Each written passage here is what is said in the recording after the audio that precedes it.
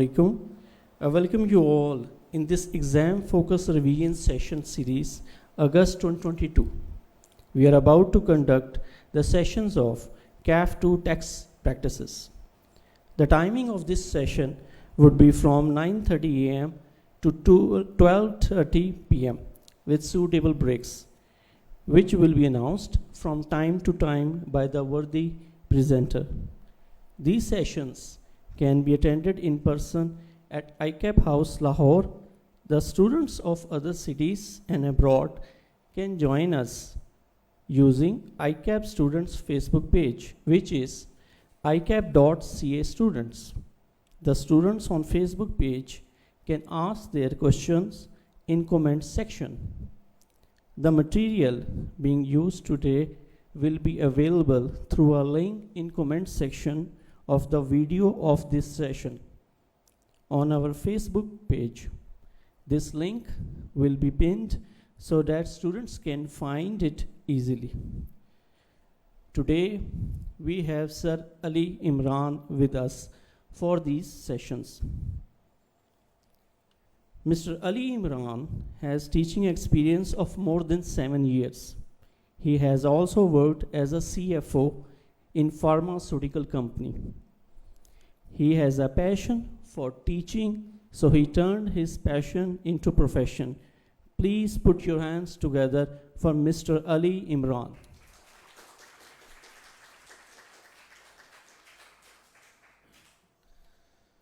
Thank you so much ji आपके introduction के लिए। और एक रेगुलर जिस तरह नायत साहब होते होते हैं हम उनको मिस कर रहे हैं, ऑल्दो इस स्टेज पर समहाउ शुरू करते हैं आज की डिस्कशन। और उसमें सबसे पहले हम कुछ पास पेपर एनालिसिस की बात कर लेते हैं स्ट्रेट अवे।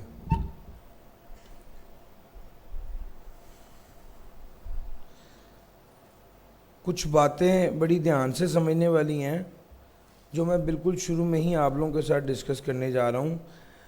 अपने पेपर की अप्रोच को समझना जो है ना, पेपर में तैयारी करने से भी ज़्यादा इम्पोर्टेंट होता है। एक बच्चा जिसको सेंस है कि मैंने इस पेपर को तैयार किस तरह करना है और ये पेपर पूछा किस तरह जाएगा, ये 4 चैप्टर याद करने से ज़्यादा इम्पोर्टेंट पॉइंट। तो हम अभी जो सबसे पहले 5-7 मिनट में जो बात कर रहे होंगे बेसिकली वो इस पेपर की अप्रोच की बात कर रहे होंगे कि हमने इस पेपर को लेके कैसे चलना है और तैयार कैसे करना है, किस एंगल से वो पेपर पूछ रहा है और हमने उसको किस तरह से तैयार करना है।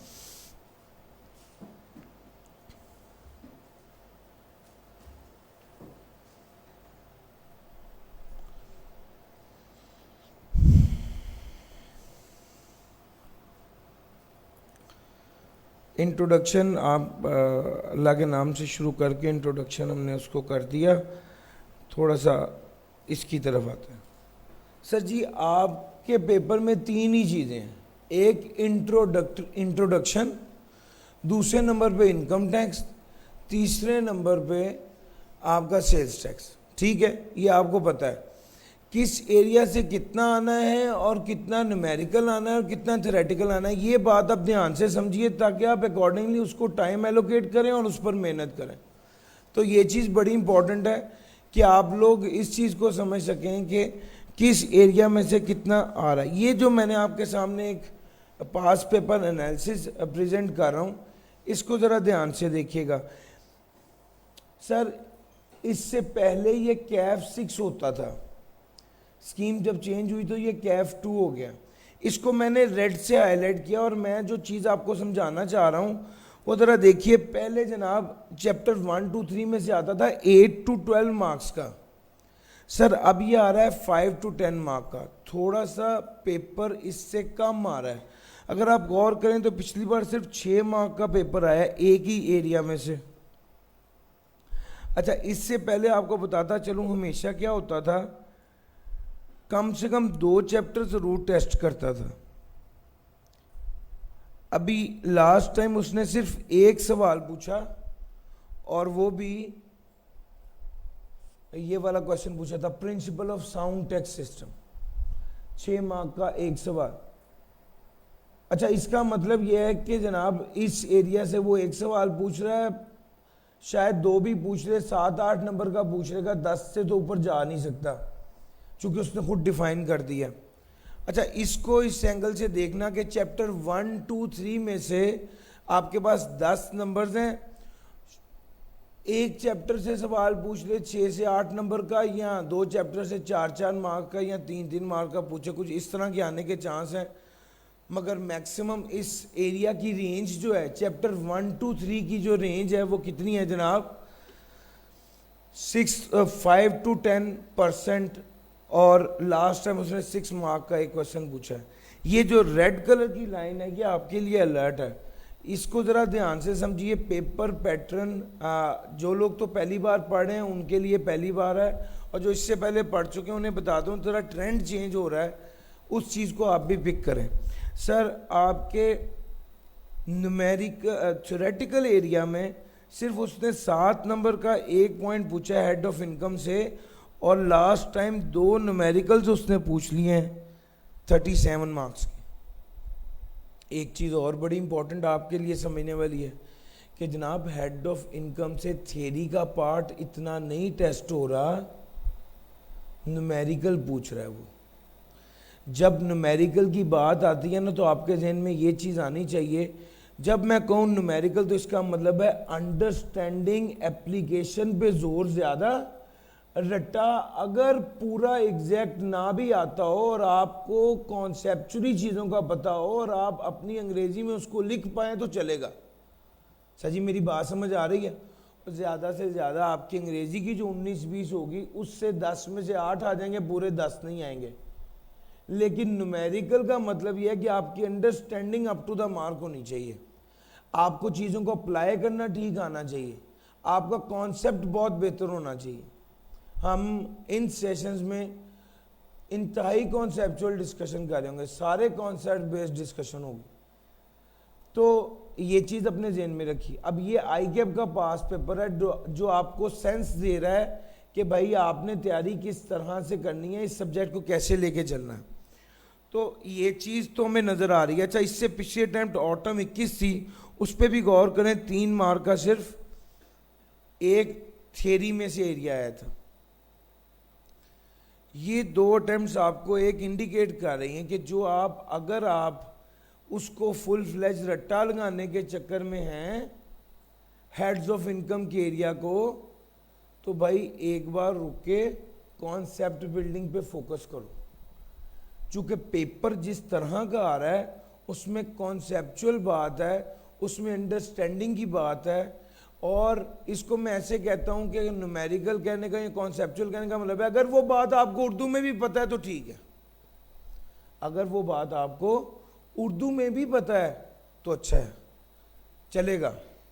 जब मैं कहता हूँ कि थ्योरेटिकल या रट्टा, तो इसका मतलब है कि वो बात अंग्रेज़ी में ही, अच्छी वाली अंग्रेज़ी में पता होनी चाहिए जो किताब में लिखी है। लेकिन जब मैं बात करता हूँ न्यूमेरिकल की, तो इसका मतलब है वो वाली बात आपको उर्दू में भी पता है तो चलेगी सर। अच्छा जी, अब आप गौर कीजिए, उसने पिछली बार तो सैलरी और बिजनेस का न्यूमेरिकल उसने दे दिया तकरीबन 18 मार्क्स का। अब यहाँ पे एक हिंट आपके लिए और है, सैलरी और बिजनेस का न्यूमेरिकल दिया है, AOP का न्यूमेरिकल उसने लास्ट टाइम नहीं पूछा, तो एक हिंट ये है कि AOP का न्यूमेरिकल हम एक्सपेक्ट करेंगे इस बार आना चाहिए, चूँकि बिजनेस और AOP के न्यूमेरिकल में बहुत सी चीज़ें कॉमन चल रही होती हैं, तो वो AOP का न्यूमेरिकल पूछ कर भी बिजनेस की जो है ना वो आपको प्रोविजंस पूछ लेता है। आगे आ जाए ज़रा, chapter losses deduction tax credits वाला, इसमें से आमतौर पे सवाल लाजमी आता है। आपकी ICAP की किताब का और मेरी किताब का चैप्टर नंबर 11 है। लॉसेस में से, टैक्स क्रेडिट्स में से, एग्जेम्प्ट इनकम में से। अच्छा जी, foreign source income chapter number 13 है, ऑन एंड ऑफ इसमें से आ रहा होता है, लेकिन रिटर्न, असेसमेंट और अपील इसमें से लाजमी सवाल आना होता है, और लास्ट टाइम भी आया हुआ है। अब ये वाला एरिया है जो थ्योरेटिकल एरिया है, ख़ास तौर पे रिटर्न असेसमेंट अपील वाला और पहले 3 चैप्टर्स। फिर उसके बाद हम सेल टैक्स की बात कर लेते हैं। सेल्स टैक्स पिछली अटैम्प्ट को छोड़ के ऑन एवरेज 28, 29, 30, 28, 29, 30 पे रेंज कर रहा था। अब जनाब वो पिछले अटैम्प्ट में कितने मार्क का है? 25 का। इसमें आपके लिए एक इशारा है कि भैया सेल टैक्स के भी 4-5 नंबर कम करके वो उठा के कहाँ ले गया है? इनकम टैक्स में ले गया। ऊपर वाले चैप्टर 1, 2, 3 में से भी 2 से 3 मार्क कम करके कहाँ पे ले आया है? इनकम टैक्स में से ले। उसने इनकम टैक्स के एरिया पर फोकस बढ़ा दिया है और सेल टैक्स का एरिया ऑल्दो सुपर इंपॉर्टेंट है। ये 25 मार्क का भी एरिया मेरे मुताबिक ऐसा जरूर है जो आपको 50%, 40% पास करवाने के लिए जरूरी है। चूंकि एरिया कम है और लास्ट टाइम ना न्यूमेरिकल बड़ा हल्का सा आ गया था इसमें। अगर उसने इस बार, हम एक्सपेक्ट करेंगे एक अच्छा न्यूमेरिकल आएगा इसमें से तकरीबन 15 मार्क्स का, तो आप देखेंगे कि इसकी वेटेज जो है वो दोबारा तकरीबन 27-28 मार्क पर ज़रूर चली जाएगी। सर ये एनालिसिस डिस्कस करने का इससे अच्छा टाइम नहीं है जब आप फाइनल रिवीजन की तरफ चल रहे हैं। एक बार हर एरिया आपने डिस्कस किया हुआ है, यहाँ आपको सेंस आ गई है कि कौन सा एरिया किस किस तरह डील होता है, और उसके बाद ये वाला एनालिसिस है। सर कंक्लूजन क्या है ये सारी डिस्कशन का? पहले 3 चैप्टर्स 6 से 8 मार्क्स, अगले इनकम टैक्स वाला एरिया जो चैप्टर 4 से शुरू होकर चैप्टर 16 तक जा रहा है, इसकी रेंज अब तकरीबन 65 to 70 मार्क हो चुकी है, जो पहले 60 से 65 होती थी।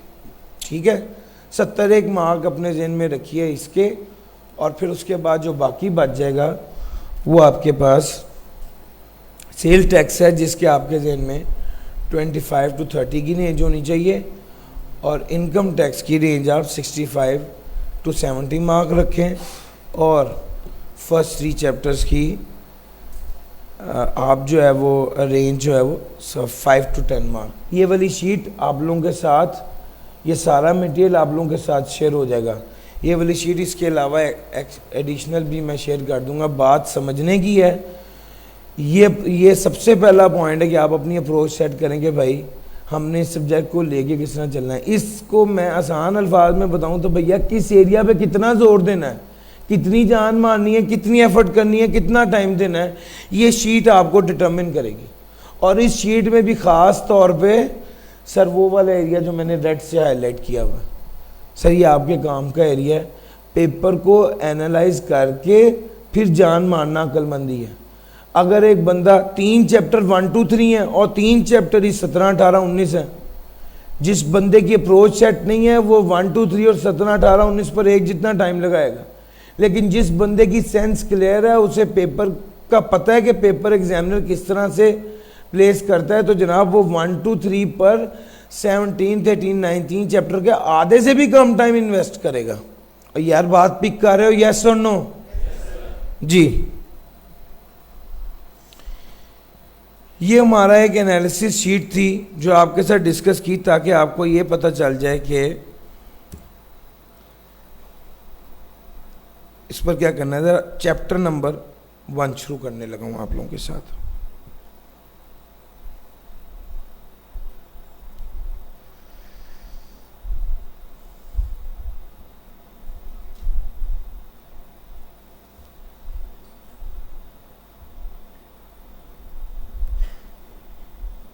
ले जनाब, आप लोगों को ये बात बताने के बाद कि ये गेम असल में टैक्स की क्या है, हम चैप्टर 1 पे आ गए हैं। हमारा जो मैंने अपने पूरे एरिया को ब्रेक किया है 5 दिनों में और 10 सेशंस में। हर सेशन से मैं एक्सपेक्ट कर रहा हूँ कि सवाल ज़रूर पूछा जाएगा। यानी अगर आप ये सोचेंगे चैप्टर 1 और 4 है हमारा पहला सेशन, इससे सवाल नहीं पूछा जाएगा, तो ऐसा हो नहीं सकता, आज तक हुआ नहीं कभी। चैप्टर 5 सैलरी का एरिया है, उससे सवाल नहीं पूछा जाएगा, ऐसा भी कभी नहीं हो सकता। तो मैंने आप क्या कहते हैं, आपको शेयर भी कर दूंगा वो वाली फाइल भी, जिसमें 10 सेशन है और उसमें हर सेशन में क्या क्या पढ़ना है और इंशाल्लाह डिटेल डिस्कशन होगी उस सारे एरिया की जो हमारे स्कोप में होगा। अभी पहला सेशन है, इसमें हम चैप्टर नंबर 1 और चैप्टर नंबर 4 डिस्कस कर रहे हैं। ब्रेक होगी इंशाल्लाह 11 बजे और 11:15 बजे हमारा दूसरा सेशन होगा, उसमें चैप्टर नंबर 5 डिस्कस कर रहे होंगे। सैलरी हर एरिया को डिटेल से डिस्कस कर रहे होंगे। अच्छा, जो प्लान है हमारा,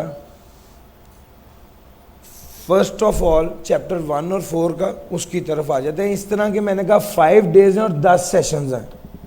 ये सारे सेशंस आप लोग यहाँ पर ले पाएंगे, ऑनलाइन स्टूडेंट्स के लिए अवेलेबल हैं और बाद में मेरी कोशिश होती है मैं इसको यूट्यूब चैनल पर भी डाल देता हूँ ताकि जो स्टूडेंट्स नहीं ले पा रहे फौरी तौर पे वो इंशाल्लाह यूट्यूब चैनल से लेते रहें। आइडियली इन 10 सेशंस के हवाले से आप अगर साथ के साथ तैयारी करें और अगर मेरे साथ चलें तो इन 5 दिनों में मैं आपको मैक्सिमम टेक्स्ट तैयार करा दूंगा। अल्हम्दुलिल्लाह लास्ट टाइम मैंने चैप्टर 2 और 3 के अलावा बाकी सारा एरिया कवर कराया था और 100 मार्क का पेपर उस एरिया में से था।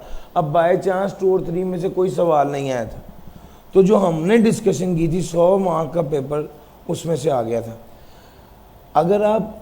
अगर आप अच्छे से साथ के साथ इस 3 घंटे बहुत ध्यान से सुने और घर जाके तकरीबन 6 घंटे इस पर मेहनत करें तो आप कॉम्प्रीहेंसिवली इस एरिया को कवर कर पाएंगे। ज़ाहिरी बात है रिवीजन सेशन है सर, कुछ चेहरों पे मुस्कुराहट आ गई कि पहले तो इधर 3 घंटे बहना मुश्किल है, वो तो घर जाके भी 6 घंटे, मतलब आपने मंजिल ही मुश्किल चुन ली है तो इतना तो करना ही पड़ेगा, ठीक है।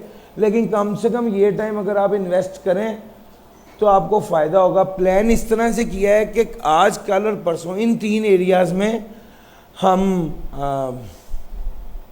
चैप्टर 1 से लेके 16 तक का एरिया कवर कर रहे होंगे और 4th डे में आपको फुल फ्लैश न्यूमेरिकल कराऊंगा, यानी सैलरी के न्यूमेरिकल, एओपी के न्यूमेरिकल और बिजनेस के न्यूमेरिकल डिटेल में अप्रोच बता के, और फिर 5th डे हम सेल टैक्स कर रहे होंगे। तो ये प्लान है 3 दिनों के बाद जो 2 दिन की ब्रेक है वो इस एक्सपेक्टेशन के साथ है कि आप लोगों ने वो वाला एरिया कवर कर लिया होगा जो मैं आपको इन 3 दिनों में करा रहा हूँ। उसके बाद आप जब रिवीजन करेंगे तो वो जब न्यूमेरिकल करेंगे तो वो ज़्यादा बेहतर समझ आ रहा होगा। तो इसको हमने प्लान ऐसे किया कि फर्स्ट 3 डेज में आपको मैं चैप्टर 16 तक कवर कराऊंगा और उसके बाद आपको अगले 2 दिन जो है वो ऑफ होगा जिसमें आप एक बार वो एरिया पूरा गो थ्रू करेंगे। उसके बाद इनकम टैक्स के न्यूमेरिकल कराऊंगा। वो न्यूमेरिकल कराने के बाद यानी 10, 11, 12 में पढ़े होंगे, 13, 14 ऑफ होगा, 15th को मैं आपको इनकम टैक्स के न्यूमेरिकल्स करा रहा हूँ, सैलरी, बिजनेस, एओपी, और 16th को जो है इंशाल्लाह वो आपको हम करा रहे होंगे सेल्स टैक्स थ्योरी वाला पार्ट फर्स्ट सेशन में और सेकंड सेशन में न्यूमेरिकल। काफ़ी कॉम्प्रिहेंसिवली इंशाल्लाह चीज़ें करेंगे। ऑटम 14 से लेके अब तक की जितनी अटैम्प्ट्स हैं उसकी में जितनी आज तक की एडजस्टमेंट्स आई हैं वो डिस्कस करा रहा हूँ आपको न्यूमेरिकल्स के एरिया में। आपको बताता चलूँ, जब आप न्यूमेरिकल करते हैं और अगर आप एक गो में बैठ के कभी 10-15 न्यूमेरिकल कर लें, ऐसे तो हिम्मत वाला काम है, लेकिन अगर करें तो आपको अंदाज़ा होगा यार ये 25-30 बातें हैं जो घूम फिर के दोबारा पूछता है।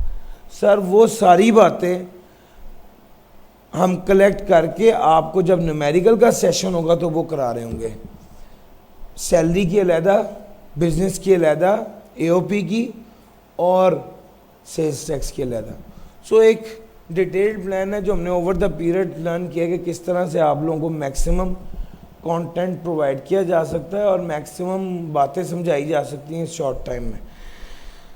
लें सर, शुरू करते हैं चैप्टर नंबर 1। बिस्मिल्लाहिर्रहमानिर्रहीम। System of taxation in Pakistan. Tax क्या है सर? स्टोरी ये है कि हुकूमत को पैसा चाहिए होता है मुल्क चलाने के लिए। अगर हुकूमत के पास रिसोर्सेज ना हो मुल्क चलाने के तो वो मजबूर हो गए फिर आवाम को कह देते हैं कि जनाब आप हमें कॉन्ट्रीब्यूशंस दें, आप हमें पैसा दें ताकि हम मुल्क को बेहतर तरीके से चला सकें। ये कंट्रीब्यूशन जो आवाम करती है हुकूमत को ताकि मुल्क को बेहतर तरीके से चलाया जा सके, इसको टैक्स कहा जाता है। ये कंट्रीब्यूशन जो आवाम करती है हुकूमत को ताकि वो मुल्क को बेहतर तरीके से चलाएं, इस कंट्रीब्यूशन को टैक्स कहा जाता है। ये कंट्रीब्यूशन वॉलेंट्री नहीं है, एनफोर्स्ड है। हुकूमत ने ये नहीं कहना भाई आपकी मेहरबानी कुछ पैसे दे दो, आपकी मेहरबानी, ऐसे नहीं होगा। ये एनफोर्स्ड है। वो आपके अकाउंट सील कर देंगे, आपकी प्रॉपर्टी सील कर देंगे वो पैसे रिकवर करने के लिए। सर समझ आ रही है? सो ये टैक्स है और टैक्स बेसिकली कंट्रीब्यूशन है। बस ये याद रखिएगा कि ये एनफोर्स्ड कंट्रीब्यूशन है, वॉलंटरी कंट्रीब्यूशन नहीं है।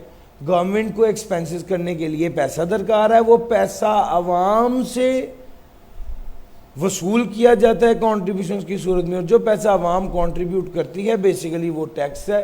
वो अपनी इनकम में से पैसे देती है, वो इनकम टैक्स हो जाता है। वो जो ट्रांजैक्शन करती है उस पर पैसे देती है, वो सेल्स टैक्स हो जाता है।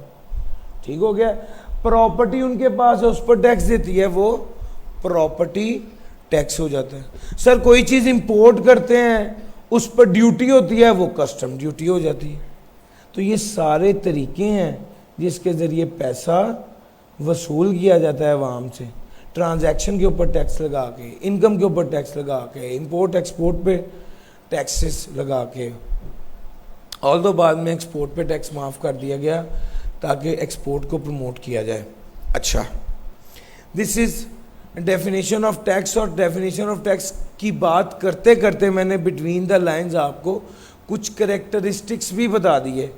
ये पेएबल इन कैश होता है, और जो टैक्स होता है, टैक्स वालों को आप एफबीआर को चेक नहीं देते कि जी 3 माह बाद का चेक ले लो, ऐसे नहीं होता। ये पेएबल इन कैश होता है और एनफोर्स कंट्रीब्यूशन होती है, और इनकम पे, ट्रांजैक्शंस पे टैक्स लगता है, और सर्विसेज पे टैक्स लगता है। सर ये जो टैक्स का कानून होता है इसको उस मुल्क की हुकूमत या गवर्नमेंट पास करती है, पार्लियामेंट में पास होता है।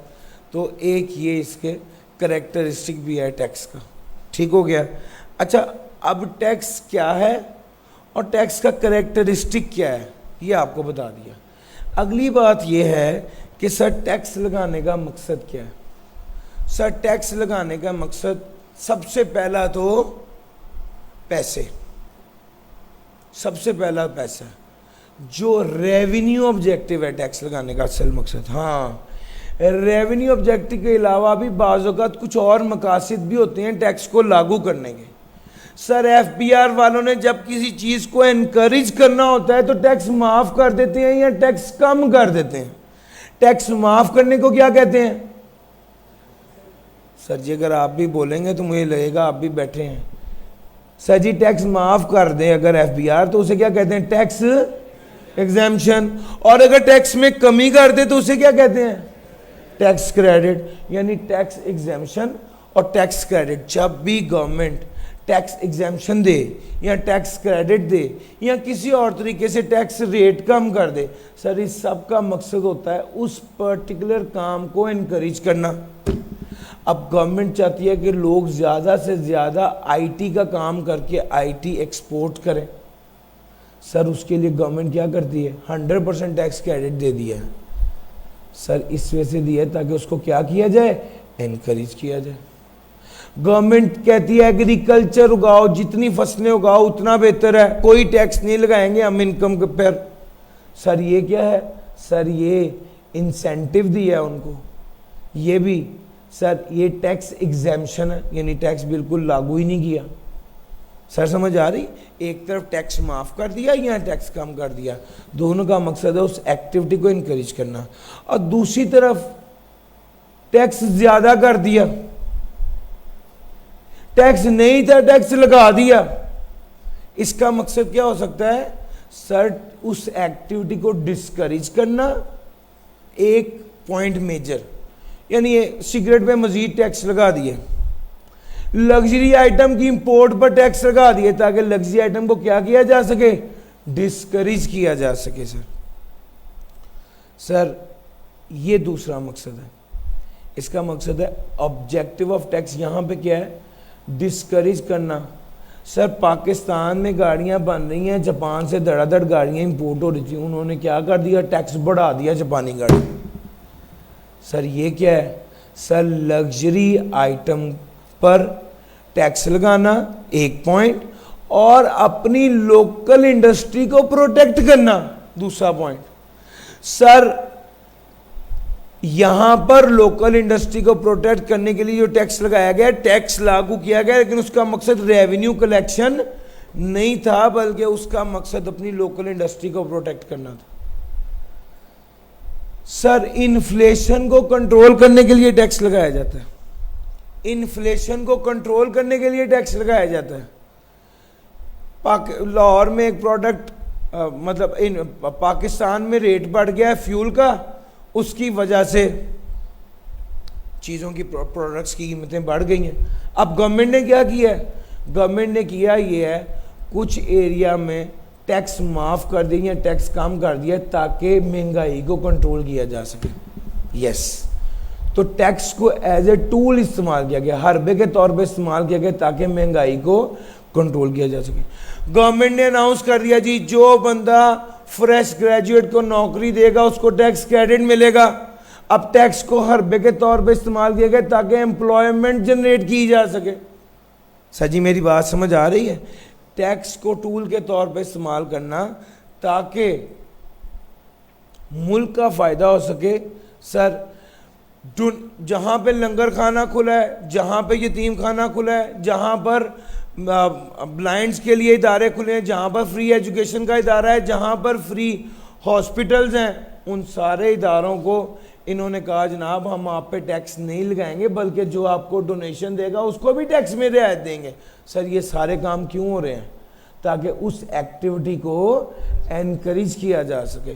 सो टैक्स कम करना, टैक्स खत्म कर देना ताकि एनकरेज किया जा सके उस एक्टिविटी को, एक मकसद टैक्स को टूल के तौर पे इस्तेमाल किया जाता है इस टारगेट को अचीव करने के लिए।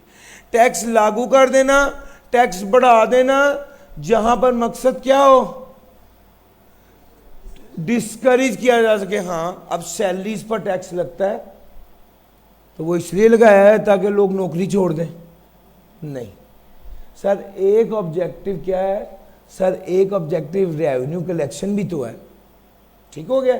जहां पर आपके दिमाग में ये बात ना आए कि यार ये टैक्स यहां पर क्यों लग रहा है, आखिरी पत्ता आपके पास क्या है?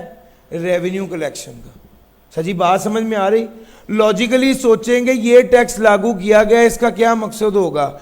जहां आपके दिमाग में कुछ एनकरेज डिस्करेज वाली स्टोरी ना आए, तो ये बात तो पक्की है कि at the end of the day tax को लागू करने का असल मकसद क्या था? Revenue collection. कंपनीज पे टैक्स लगाया गया है तो अब कंपनी को डिस्करेज करना तो मकसद नहीं ना हो सकता, तो फिर क्या मकसद है? Revenue collection. आपके पास पेपर्स को मैंने कवर कर दिया जो दो आए हैं, इसके अलावा यहाँ पर जो नॉन रेवेन्यू ऑब्जेक्टिव्स हैं इसको मैंने कवर कर दिया। सर एक एरिया जो है उसकी डिस्कशन, दो बातें नहीं हो सकी। एक फेयर डिस्ट्रीब्यूशन ऑफ वेल्थ। बाज़ों को टैक्स लगाने का एक मकसद ये भी है कि अमीर आदमी से पैसे रिकवर करें और अमीर आदमी गरीब आदमी पे लगा दें। एक बंदा अगर रोटी इंपोर्ट कर रहा है तो भैया उस पर टैक्स लगा दिया, वो जो 2 करोड़ रुपए का उस पर टैक्स लगा दिया, वो 1 करोड़ रुपया और इन ट्रेन पर इस्तेमाल कर दिया। अमीर आदमी से टैक्स कलेक्ट किया और गरीब आदमी के लिए लगा दिया। Sir this is objective of tax, fair distribution of wealth. Sir बाजों का टैक्स लगाने का मकसद होता है implementation of the policies. Tax इसलिए लगाया ताकि पॉलिसीज पर अमल दरामद हो। अभी आज मुझे बड़ी इत्मीनान से मैं chapter number 10 income from other source की एक बात कोट कर सकता हूं। जब मैं पहली बार पढ़ा था तो ऑब्वियसली नहीं कर सकता था, चूंकि उस वक्त आपने वो पढ़ी नहीं थी।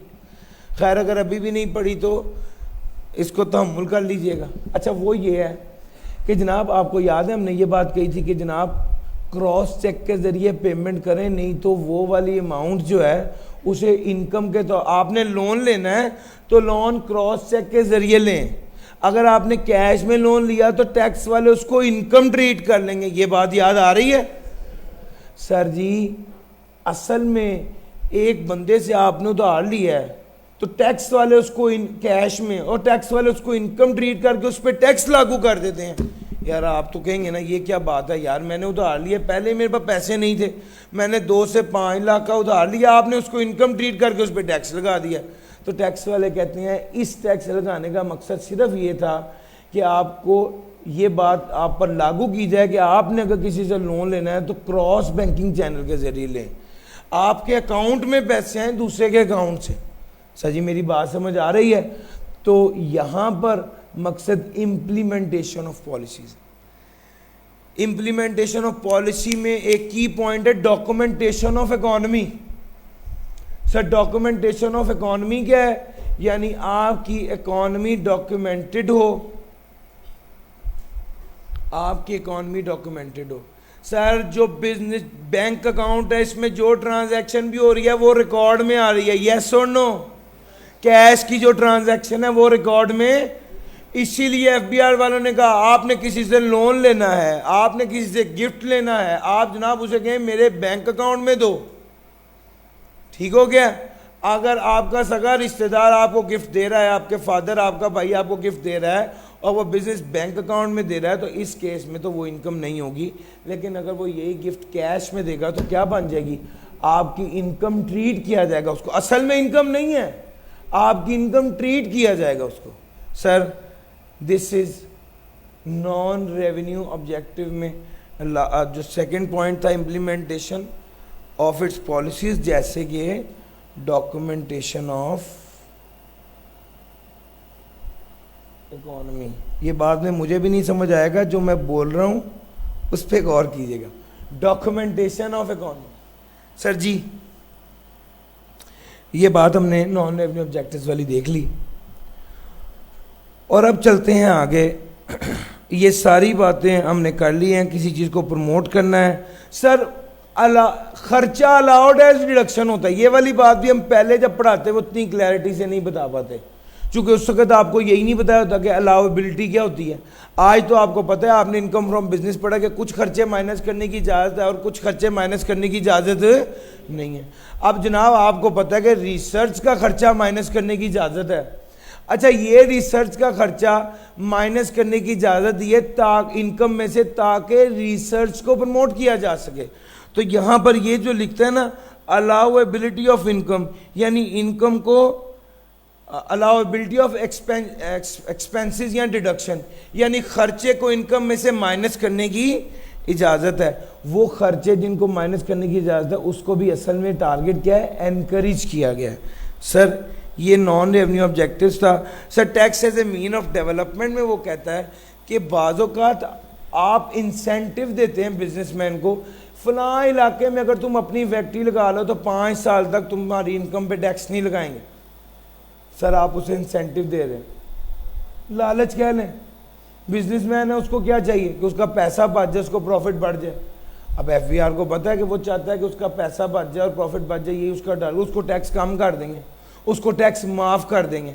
तो बेसिकली ये थीम जो है ये बिजनेसमैन को जो है वो इनकरेज करने के लिए कि वो किसी जगह पे इन्वेस्ट करे, उसको इस तरह की ऑप्शंस दे देते हैं। सर इससे डेवलपमेंट होती है, पर्टिकुलर इलाके डेवलप हो जाते हैं। अमीर आदमी पे ज़्यादा टैक्स, गरीब आदमी पे कम टैक्स, अमीर आदमी से टैक्स रिकवर करके गरीब आदमी पे खर्च करें। सर कस्टम ड्यूटी या इंपोर्ट पर टैक्स जो है वो ज़्यादा लगाया जाए। सर जी बात समझ में आ रही है? तो ये क्या है? ये जनाब अमीर आदमी पे टैक्स लगाएं जो इंपोर्ट कर रहा है, जो लग्जरी इंपोर्ट कर रहा है, जो ऐसी आइटम इंपोर्ट कर रहा है जो बहुत ज़रूरी नहीं थी और वो फिर भी उसको इंपोर्ट कर रहा है, उस पर टैक्स ज़्यादा लगाया जाए। सर टैक्स क्रेडिट दिया जाए उन इदारों को जो चैरिटी और डोनेशन का काम कर रहे हैं, और जो डोनेशन दे रहा है उसको टैक्स क्रेडिट मिलेगा, और ये इदारा जो डोनेशन वसूल करके उसको लोगों की फलाह के लिए खर्च कर रहा है उसको टैक्स एग्जेम्पशन मिलेगी। और सर जी मेरी बात समझ आ रही है? सर ये देखना टैक्स एग्जेम्पशन किसको मिल रही है? चैरिटी या एजुकेशनल इंस्टीट्यूशन को, और टैक्स क्रेडिट किसको मिल रहा है? उस बंदे को जो डोनेशन दे रहा है। तो ये दो लोग अलग अलग हैं। Tax incentive for agro based project to promote agriculture.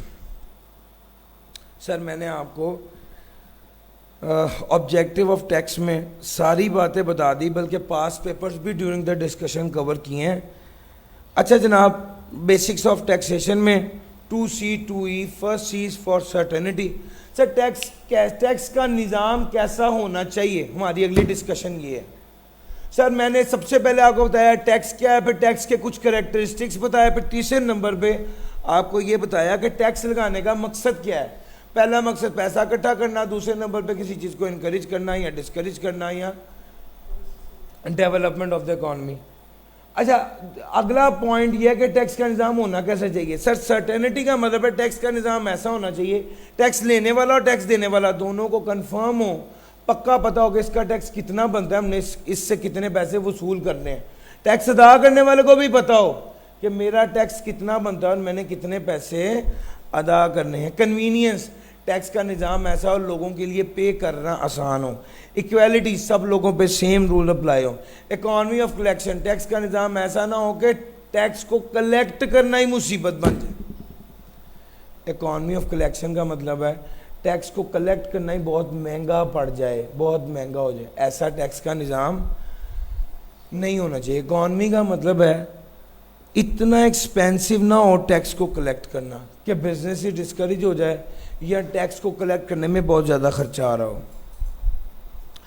Sir लागू, लेवी कहते हैं लागू करने को। Sir principle benefit, ability to pay और इक्वल डिस्ट्रीब्यूशन। जो बंदा जितना फायदा उठाता है गवर्नमेंट से, मुल्क से, उस बंदे को उतना ज़्यादा टैक्स देना चाहिए। This is benefit principle. Ability to pay, जिसकी जितनी हैसियत है, जितनी कैपेसिटी है, जितना पैसा है, उसे उस हिसाब से टैक्स देना चाहिए। इक्वल डिस्ट्रीब्यूशन, सब लोगों को एक फिक्स परसेंटेज पे टैक्स देना चाहिए। 3 कॉन्सेप्ट्स हैं सर। काइंड ऑफ टैक्सेशन की अगर मैं बात करूं,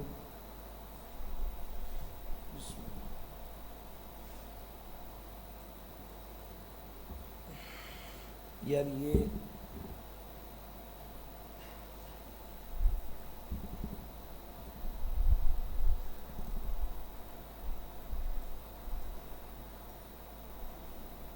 प्रोपोर्शनल टैक्स,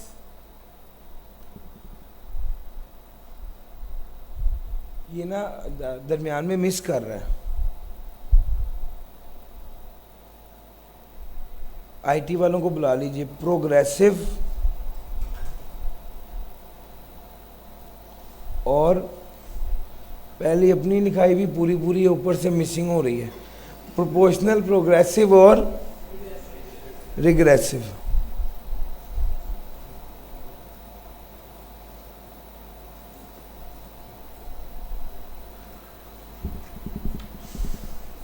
आप महसूस कर रहे हैं ना ये तीनों लफ्ज लिखे हुए हैं। सर मैं बोलता हूँ इसको समझिएगा। आई विश इसकी ना लिखने में थोड़ी मिसिंग आ रही है, लिख नहीं पा रहा प्रॉपरली।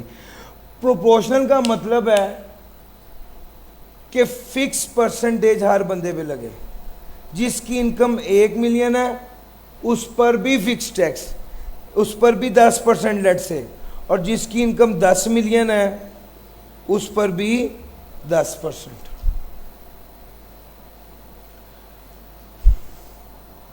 शायद सेल्स का ही मसला लग रहा है। जिसकी इनकम 1 मिलियन है उस पर भी 10% टैक्स,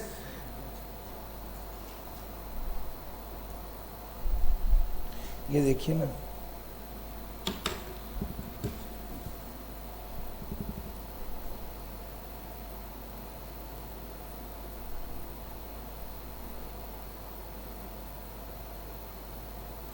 मुझे लग रहा है कि ये ना हाथ को भी डिटेक्ट कर रही है, पता नहीं क्या मसला है।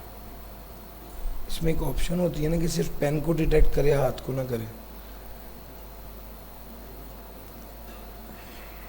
ठीक है भाई, ब्रेक तक तो चैप्टर 4 भी निकल जाएगा। ठीक है सर, करते हैं। अच्छा सर मेरे साथ रहिएगा, मेरे जज्बात को समझने की कोशिश करें। नहीं सर, एक प्रोपोर्शनल है, एक प्रोग्रेसिव है और एक रिग्रेसिव है। सर प्रोपोर्शनल ये है, इनकम बढ़े लेकिन टैक्स रेट फिक्स रहे। प्रोग्रेसिव ये है, इनकम बढ़े तो टैक्स रेट भी बढ़े। सर इसका ताल्लुक इनकम और टैक्स का नहीं है, इनकम और टैक्स रेट का है। सर एक तरफ इनकम है वो बढ़ रही है, उसके साथ टैक्स रेट भी बढ़े। सर दूसरी तरफ वो कहता है इनकम बढ़े और टैक्स रेट जो है वो फिक्स रहे। इनकम बढ़े टैक्स रेट बढ़े, दिस इज प्रोग्रेसिव। इनकम बढ़े और टैक्स रेट फिक्स रहे, दिस इज प्रोपोर्शनल। इनकम बढ़े और टैक्स रेट कम हो जाए, दिस इज रिग्रेसिव। सर जी ताल्लुक इनकम, रिलेशन इनकम और टैक्स रेट का है, बस ये याद रखिएगा, इनकम और टैक्स का नहीं है। क्योंकि अगर इनकम बढ़े तो टैक्स प्रोपोर्शनल में भी बढ़ा होता है, प्रोग्रेसिव में भी बढ़ा होता है, लेकिन टैक्स रेट प्रोग्रेसिव में बढ़ता है।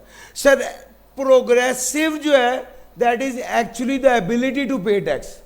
प्रोग्रेसिव टैक्स के साथ क्या लिख लें, असल में ये एबिलिटी टू पे टैक्स वाली गेम है। और जो प्रोपोर्शनल टैक्स है ये इक्वल डिस्ट्रीब्यूशन टैक्स है। रिग्रेसिव टैक्स में पता क्या होता है सर, अमाउंट फिक्स होती है, अमाउंट फिक्स्ड होती है। इसमें इनकम बढ़ती है, टैक्स फिक्स रहता है, टैक्स रेट बढ़ता है, टैक्स रेट कम होता है, सॉरी। इनकम बढ़ी, टैक्स फिक्स रहा, टैक्स रेट क्या हो गया, कम हो गया। Sir this is regressive, regressive tax.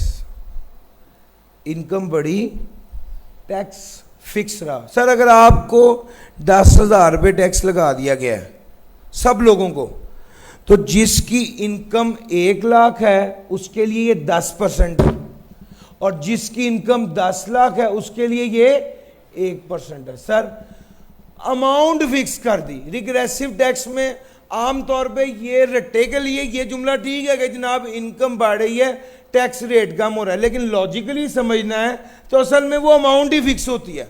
जाहिर बात है जब अमाउंट फिक्स है 10,000 की, तो जिसकी इनकम बढ़ेगी, जब इनकम बढ़ रही होगी तो उसके लिए टैक्स कम हो जाएगा, टैक्स रेट कम हो जाएगा। Sir this is kinds of taxation. Ideally अगर ये पेन ज़्यादा फ्लुएंट होता तो मैं आपको ज़्यादा बेहतर तरीके से समझा पाता, लेकिन मैं एक्सपेक्ट कर रहा हूँ कि आपको पॉइंट क्लियर हो गया। येस और नो? सर प्लीज़ मेरे साथ रहिएगा। डायरेक्ट टैक्स और इनडायरेक्ट टैक्स। डायरेक्ट टैक्स क्या है, जो डायरेक्टली टैक्स पेयर एफबीआर को जमा कराता है। इनडायरेक्ट टैक्स क्या है, वो टैक्स जो डायरेक्टली नहीं, इनडायरेक्टली एफबीआर को पे किया जाता है through an intermediary. Sir direct tax की एग्जांपल है इनकम टैक्स। इनकम टैक्स के हेड्स आपको पहले ही पता है, नेट इनकम पे टैक्स लगता है, salary, property, business, capital gain और अदर सोर्सेज पर।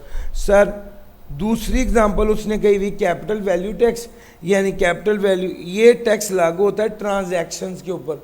कौन सी ट्रांजैक्शन है हमारे स्कोप में नहीं है सर, इसकी डिटेल में नहीं जाना। ये जो एक सवा लाइन लिखी हुई है, अल्लाह पाक शुक्र, इसी को ही तैयार करें, ये काफ़ी है, चूँकि इसकी डिटेल में जाने की ज़रूरत नहीं है। सर इनडायरेक्ट टैक्स क्या है?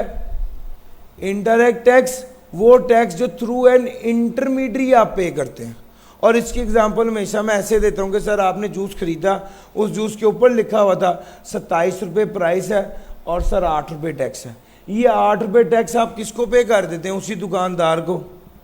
सर आप एफबीआर को डायरेक्टली तो पे नहीं कर रहे। सर ये इनडायरेक्ट टैक्स है।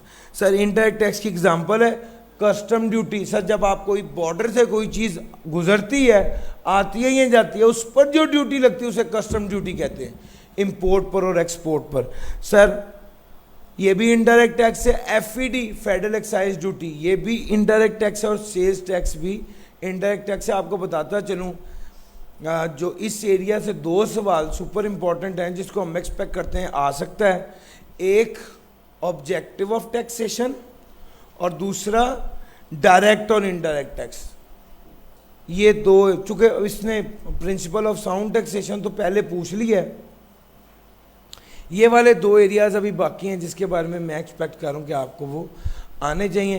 Principle of sound taxation system के बारे में डिस्कशन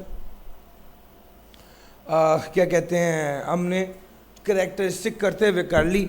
ऑल दो 4 बातें हैं principle of sound taxation system में। सबसे पहला फिस्कल एडिक्वेसी, टैक्स का निज़ाम ऐसा होना चाहिए कि इतने पैसे कम से कम आ जाएंगे हुकूमत के पास कि वो मुल्क को चला सकें, माली तौर पे इस काबिल हो जाए कि हुकूमत चला सकें। सबसे पहला ये था सर। दूसरे नंबर पे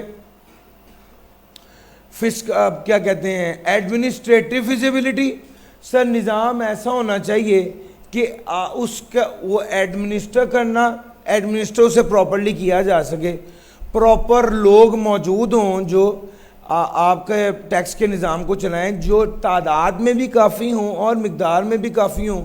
कन्वीनियंट टू पे वाला रूल भी उसने कहा है, और क्या कहते हैं वो भी लागू होना चाहिए, वो भी लागू होता है जनाब इस केस में जो एडमिनिस्ट्रेटिव फिजिबिलिटी है। और तीसरे नंबर पे जो क्या कहते हैं वो है आपका principle of sound taxation system. उसमें वो कहता है कि टैक्स का निज़ाम ऐसा होना चाहिए जिसको चेंज जो इलास्टिक हो, ज़रूरत के मुताबिक उसको चेंज किया जा सके। यानी अगर आपको ज़्यादा पैसा दरकार है, आपने डैम बनाने तो टैक्स बढ़ा दें, और आपको कम पैसा दरकार है तो आप टैक्स कम करके आवाम को रिलीफ दे दें। सर ये इलास्टिक है। और चौथा जो principle of sound taxation system है वो है कंपैटिबिलिटी। सर आपका ओवरऑल कंट्री का गोल और आपके टैक्स डिपार्टमेंट का गोल इन लाइन होना चाहिए। सर जो खिताब मिसाल के तौर पे पाकिस्तान के वज़ीर आज़म ने किया है कि हमने आवाम को रिलीफ देनी है, तो जो टैक्स का चेयरमैन है, FBR का जो चेयरमैन है, उसने जो बात किया वो भी उसके साथ इन लाइन होनी चाहिए कि आप टैक्सेस कम करें। यानी ये बड़ी अजीब बात होगी कि अगर वज़ीर आज़म कहे कि हमने अवाम से बोझ हटाना है, हमने अवाम पर बोझ कम करना है, और आपका जो FBR का चेयरमैन है वो कह दे कि जनाब आपके बिजली के यूनिट पे 10 रुपये टैक्स और लगा दिया गया, तो ये तो कंपैटिबल नहीं होगा। कंपैटिबल का मतलब है कि जो इकोनॉमिक गोल हैं, जो आपके मुल्क के गोल हैं, और जो टैक्स डिपार्टमेंट के गोल हैं, वो इन लाइन होने चाहिए। सर जी ये चैप्टर नंबर 1 था। अब चलते हैं चैप्टर नंबर 4 की जानिब।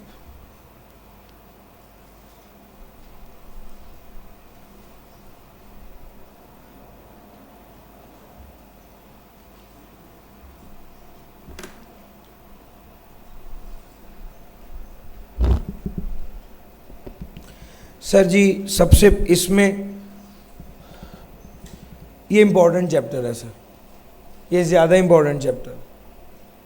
आमतौर पे पहले चैप्टर में से 4, 5, 6 नंबर, लेकिन इसमें से 17-18 मार्क्स का भी एक बार आया हुआ है, लेकिन 8 नंबर 10 नंबर का तो ऑन एवरेज आ ही जाता है। चूँकि इसमें कॉन्सेप्ट्स काफ़ी ज़्यादा हैं, तो ज़रा अलर्ट रहिएगा और बहुत ध्यान से सुनिएगा। मैं एक अप्रोच से आपको ये पूरा चैप्टर कवर कराऊंगा, और चूँकि वो शायद इतना सीधा ना हो कि आप उसको फौरी तौर पे डिटेक्ट कर सकें अगर आपने पहले नहीं पढ़ा हुआ तो, लेकिन समझ पाएंगे इंशाल्लाह। मेरे साथ रहिएगा।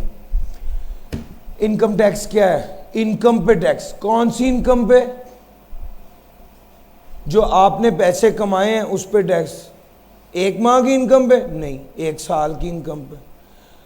इनकम टैक्स साल की इनकम पे लगता है। कितना टैक्स लगता है? जितना इनकम टैक्स ऑर्डिनेंस में रेट का है उस रेट पर टैक्स लगता है।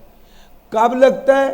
सर पूरे साल की इनकम पर टैक्स लगता है और उसे इनकम टैक्स कहा जाता है। सर ये साल कब से शुरू होता है और कब खत्म होता है? नॉर्मली ये साल 1 जुलाई से शुरू होता है और 30 जून पर ख़त्म होता है। इसको नॉर्मल टैक्स ईयर कहा जाता है। नॉर्मल टैक्स ईयर जो 1 जुलाई से शुरू होके 30 जून पे ख़त्म हो, यानी 12 माह का पीरियड जो 30 जून पे ख़त्म हो, इसे नॉर्मल टैक्स ईयर कहते हैं। और अगर कुछ नहीं कहा हुआ तो अंडरस्टूड है कि ये नॉर्मल टैक्स ईयर। सर उसके बाद आ गया special tax year. Special tax year के बारे में इतना कहना ही काफ़ी है कि 12 माह का पीरियड है, 30 जून के अलावा किसी और दिन ख़त्म हो रहा है, ये special tax year. Normal tax year 30 जून पे खत्म हो रहा है। स्पेशल टैक्स ईयर 12 माह का पीरियड है लेकिन 30 जून के अलावा किसी और दिन खत्म हो रहा है, तो ये स्पेशल टैक्स ईयर है। ठीक हो गया भैया, नॉर्मल हो गया, स्पेशल हो गया। अच्छा, अब तीसरा स्टेप आ गया ट्रांजिशनल टैक्स ईयर। अब होता यह है कि कुछ लोग चाहते हैं कि वो नॉर्मल टैक्स ईयर से स्पेशल टैक्स ईयर पर चले जाएं या स्पेशल टैक्स ईयर से नॉर्मल टैक्स ईयर पे चले जाएं।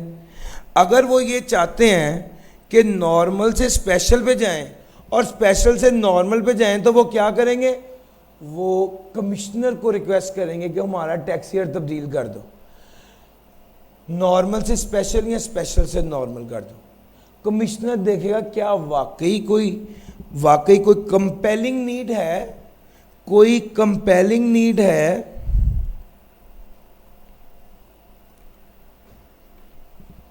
पेन बिल्कुल काम नहीं कर रहा। अच्छा, वाकई कोई कंपेलिंग नीड है। अच्छा जरा देखिएगा, अगर कमिश्नर को लगे हाँ जेन्युइन नीड है और ये चाहते हैं कि नॉर्मल से स्पेशल या स्पेशल से नॉर्मल पे हो जाना चाहिए, तो कमिश्नर उसको इजाज़त दे देगा। कमिश्नर ने उसको इजाज़त दे दी तो अगले पीरियड से उसका टैक्स ईयर नॉर्मल से स्पेशल या स्पेशल से नॉर्मल हो जाएगा। अलबत्ता अगर कमिश्नर उसको इजाज़त ना दे तो वो क्या कर सकता है, वो बोर्ड के पास जा सकता है और फिर बोर्ड का फैसला जो होगा वो फाइनल होगा। वो बोर्ड के पास जा सकता है और बोर्ड का फैसला फाइनल होगा। जी, ये तो बात थी नॉर्मल टैक्स ईयर बढ़ा दिया, स्पेशल टैक्स ईयर बढ़ा दिया और ये बता दिया कि चेंज ऑफ टैक्स ईयर का क्या सीन होता है। नॉर्मल से स्पेशल, स्पेशल से नॉर्मल पे जा सकते हैं, कमिश्नर को दरखास्त देंगे, कमिश्नर ने अगर एग्री कर लिया और उसे लगा कि वाकई कंपेलिंग नीड है तो कमिश्नर इजाज़त दे देगा और वो वाला ईयर एंड ख़त्म होने के फौरी बाद, वो नॉर्मल से स्पेशल और स्पेशल से नॉर्मल पर ट्रांसफ़र हो जाएगा। अच्छा, अब अगर कमिश्नर को लगा कि नहीं बनता इसका टैक्स ईयर चेंज करना, तो कमिश्नर मना कर देगा। टैक्स पेयर जिसको बहुत बुरा लगा है कि उसकी रिक्वेस्ट को ना कर दिया गया, वो क्या कर सकता है, वो बोर्ड को अप्लाई कर सकता है और बोर्ड का फैसला फाइनल होगा। अच्छा, अब ये बात भी अगर समझ आ गई तो अगली जो बात आपसे डिस्कस करनी है वो है transitional tax year. Sir ji, अगर आप नॉर्मल से स्पेशल की तरफ आए या स्पेशल से नॉर्मल की तरफ गए तो इसके दरमियान का पीरियड होता है। मिसाल लीजिए, आपका ईयर एंड ख़त्म हो रहा था, आपका साल था 1/1/2017 से 31/12/2017। आपने कमीशन को दरखास्त दी कि मेरा टैक्स ईयर चेंज कर दो, चूंकि ये टैक्स ईयर तो स्पेशल है। यस और नो? स्पेशल है ना सर? आपने कहा मुझे स्पेशल से नॉर्मल पे ले आओ, तो कमिश्नर क्या करेगा? कमिश्नर ने इजाजत दे दी आपका। अब 31/12/2017 से पहले आपने ये दरखास्त देनी है कमिश्नर को। कमिश्नर ने इजाजत दे दी तो फिर अगला टैक्स ईयर आपका पता है शुरू होगा। नॉर्मल टैक्स ईयर 1/7/2018 से 30/6/2019। अब सवाल ये पैदा होता है कि इसके दरमियान का भी तो पीरियड है। कितना पीरियड है? 1/1/2018 से 30/6/2018।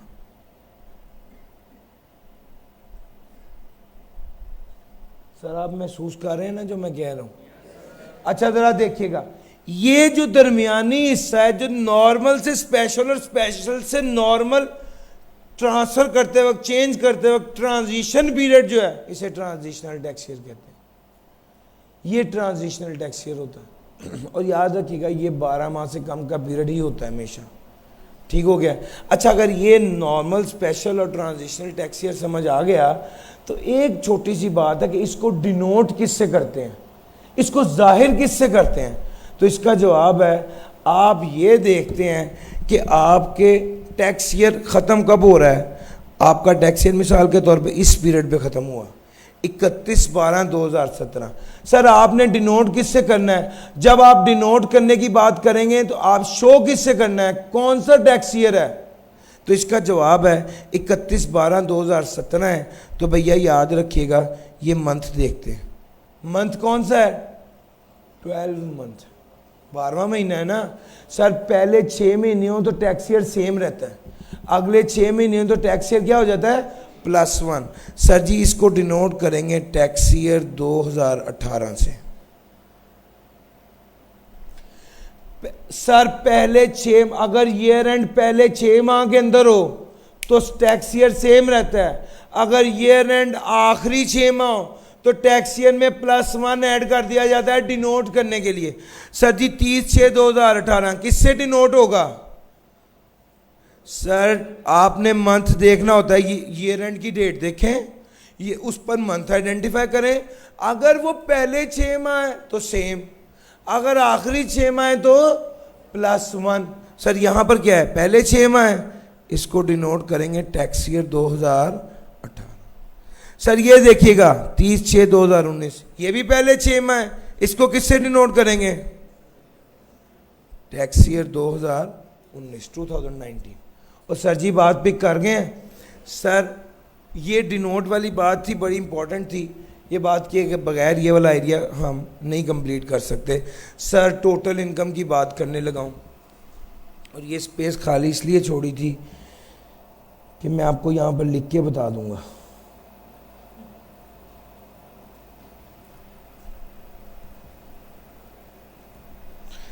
सर अच्छा ज़रा देखिएगा, यहाँ पर हम बात करते हैं टोटल इनकम में 2 तरह की इनकम। एक है बिस्मिल्लाह,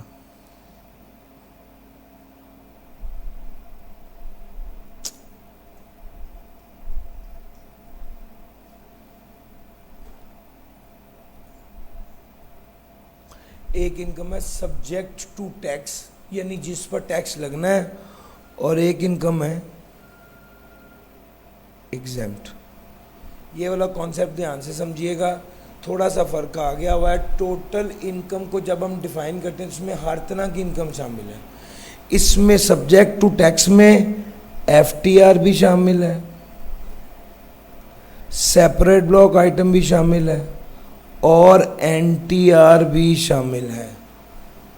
सब्जेक्ट टू टैक्स में FTR भी शामिल है, सेपरेट ब्लॉक आइटम भी शामिल है, NTR भी शामिल है, और एग्जेम्प्ट, यानी ये चारों टोटल इनकम में ये चारों शामिल है। सर NTR और separate block item sir head of income में फॉल करेंगे, यानी हेड ऑफ इनकम होगा salary, property, business, capital gain और अदर सोर्स। सर ठीक हो गया, ये सारे हेड्स ऑफ इनकम है, इसको टोटल करेंगे तो ये टोटल इनकम बन जाएगी। टोटल इनकम में से लेस करेंगे डिडक्टेबल अलाउंस, तो ये टैक्सेबल इनकम बन जाएगी। न्यूमेरिकल में भी ये बात हम आपको वहाँ पर भी बता रहे होंगे, बस जो बात समझने की है वो ये है कि सर ये चीज़ ध्यान में रखिएगा, जब आपको वो न्यूमेरिकल में कह दे टोटल इनकम, तो उससे मतलब क्या है, आपने हर तरह की इनकम उसमें शामिल कर देनी है। जो हेड ऑफ इनकम में आ रही है वो तो शामिल करनी, मिसाल के तौर पे डिविडेंड इनकम है वो भी शामिल करनी है, टोटल इनकम को शो करते हैं। सर एग्रीकल्चरल इनकम है, एग्जेम्प्ट इनकम है, वो भी टोटल इनकम को शो करते हुए शामिल करनी है। सर सेपरेट ब्लॉक आइटम है, वो भी टोटल इनकम को शो करते हुए शामिल करनी है।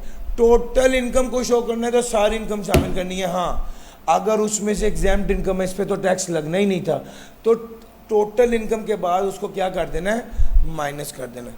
अच्छा जनाब, इस सब्जेक्ट टू टैक्स है और ये एग्जेम्प्ट है, और ये FTR, separate block item, NTR ये करेंगे।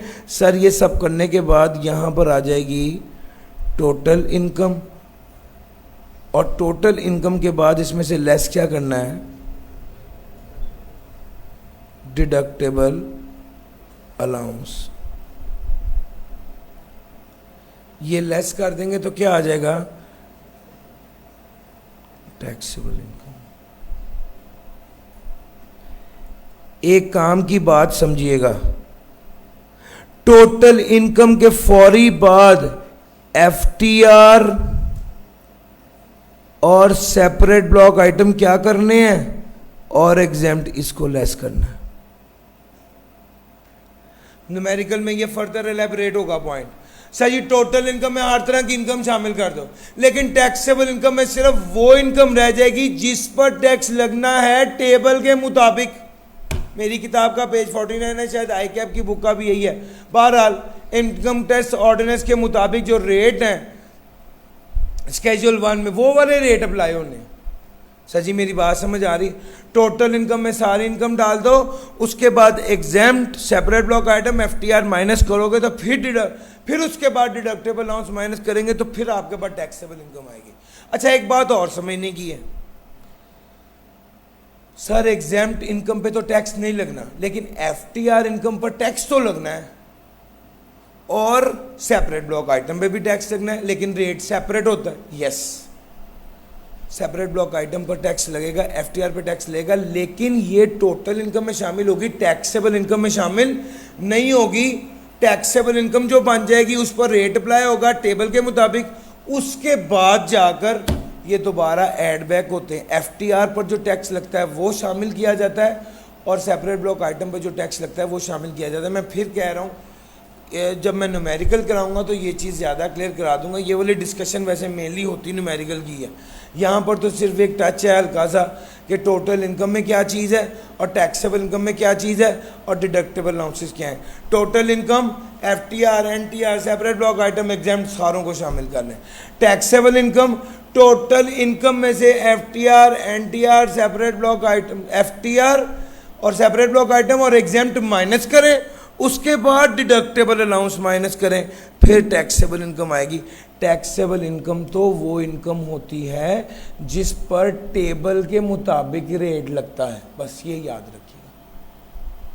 अच्छा जनाब, ये एक कॉन्सेप्चुअल बात थी, मैंने यहाँ पर आपको बताई, ऑल दो मैं फिर कह रहा हूँ न्यूमेरिकल जब पढ़ाऊंगा तब भी बता रहा हूँ। सर ऐसा भी हो सकता है under any head of income, sir business का हेड है उसके अंदर इनकम हो 100 रुपये, एक्सपेंसेस हो 120 रुपये के, तो 20 रुपये के इनकम की बजाय क्या आ जाए, लॉस आ जाए। ऐसा भी हो सकता है। सर अगर इनकम 100 रुपये और खर्चे 50 रुपये तो 50 का गेन आ जाएगा। इनकम 100 रुपये और खर्चे 120 रुपये तो क्या आ जाएगा, 20 रुपये का लॉस आ जाएगा with in a head of income, with in a head of income.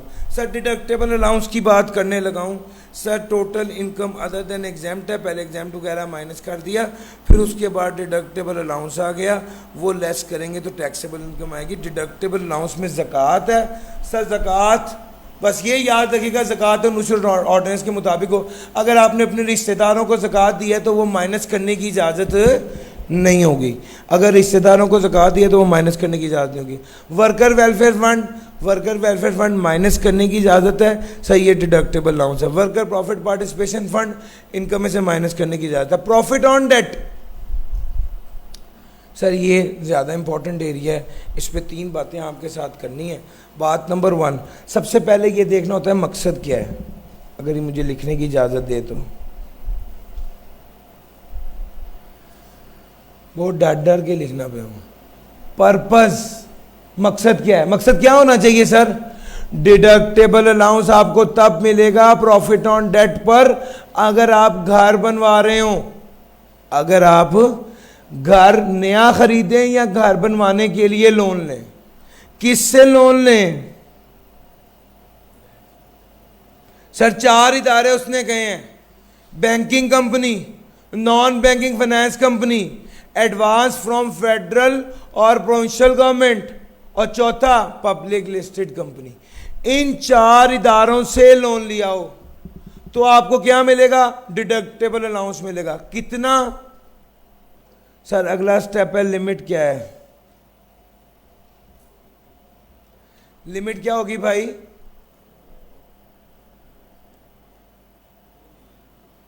Sir limit होगी 2 मिलियन, कितने % of taxable income, 50% of taxable income. और तीसरी क्या बात थी, एक्चुअल। इन तीनों में से क्या, विच एवर इज लोअर। ठीक हो गया भैया। प्रॉफिट ऑन डेट की ये बात थी। Sir educational expense, educational expense के हवाले से उसने कहा सर जी अगर आपकी taxable income less than 1.5 million हो तो आपको डिडक्टेबल अलाउंस मिलेगा।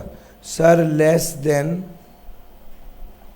1.5 मिलियन, अगर क्या चीज आपकी taxable income less than 1.5 million हो तो आपको डिडक्टेबल अलाउंस मिलेगा कितना sir ji, lower of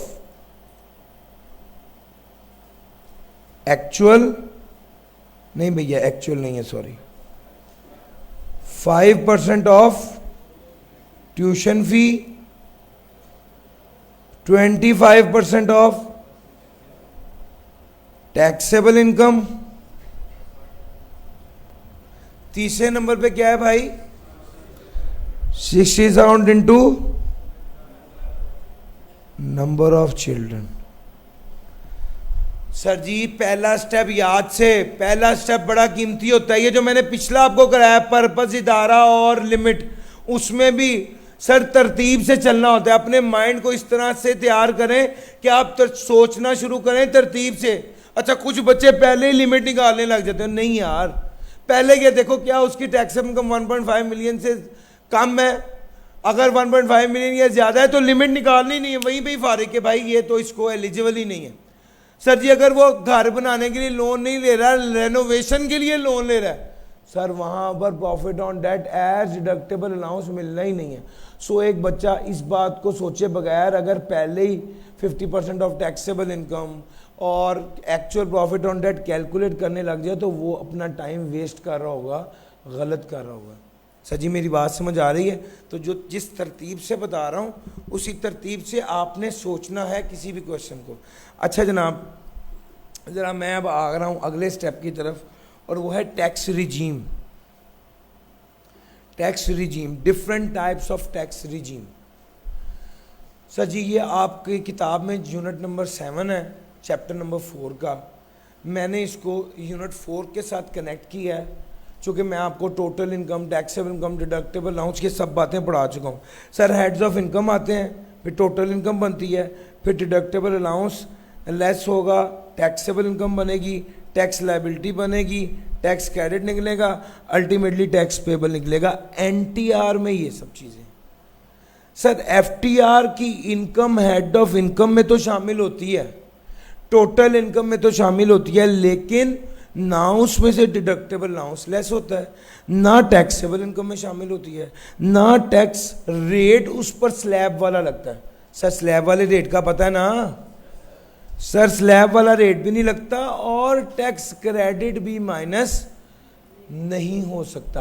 FTR income है। सर एफटीआर इनकम के बारे में कुछ बातें सुनना। बात नंबर 1, वो इनकम है जो खर्च, वो इनकम है जो टैक्स कटने के बाद आपके हाथ आती है। सबसे कीमती बात ये, एफटीआर इनकम वो इनकम है।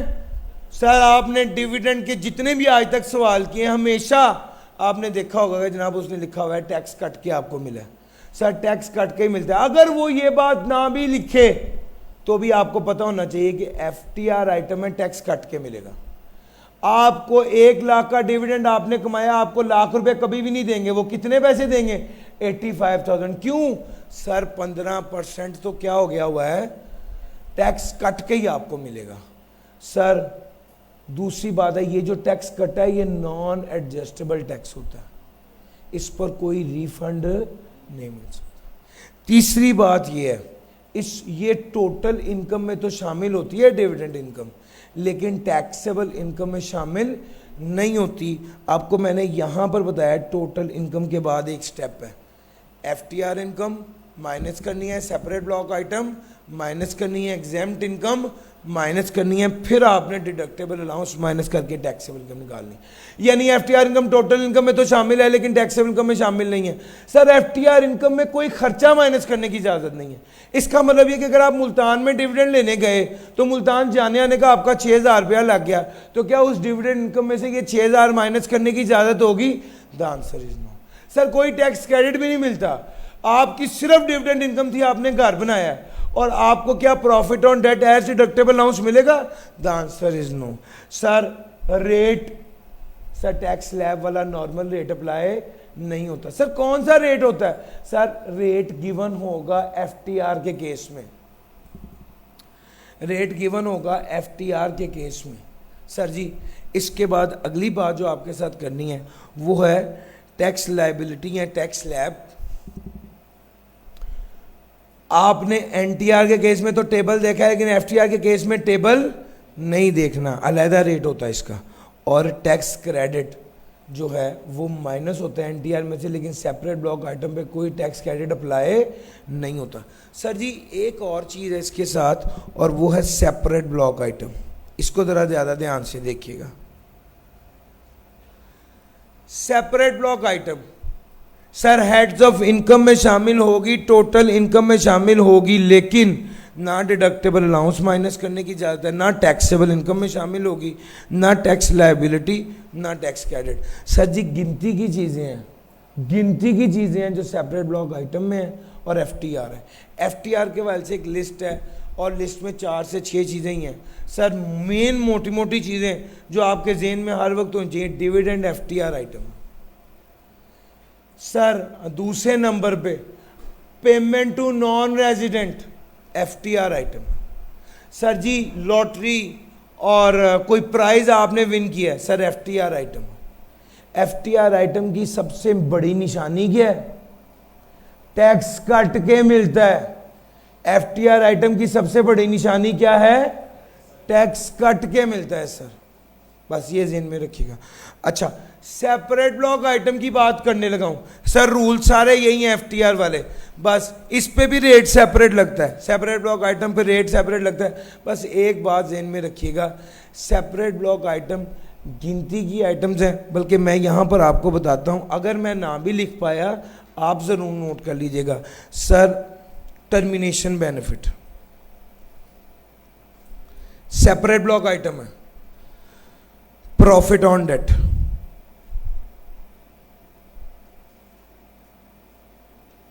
Separate block item. तीसरे नंबर पे gain on sale of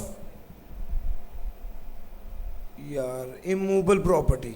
sir ji आप मेरे जज्बात समझ रहे हैं, नोट करते रहिए, ये मैं सिर्फ अपनी खुशी के लिए लिख रहा हूँ कि मैं ये कहूँ कि मैंने पूरा लिखा था, आपको जितना भी नज़र आ रहा है अल्लाह पाक शुक्र। Sir ji gain on sale of immovable property, और चौथे नंबर पे gain on sale of securities.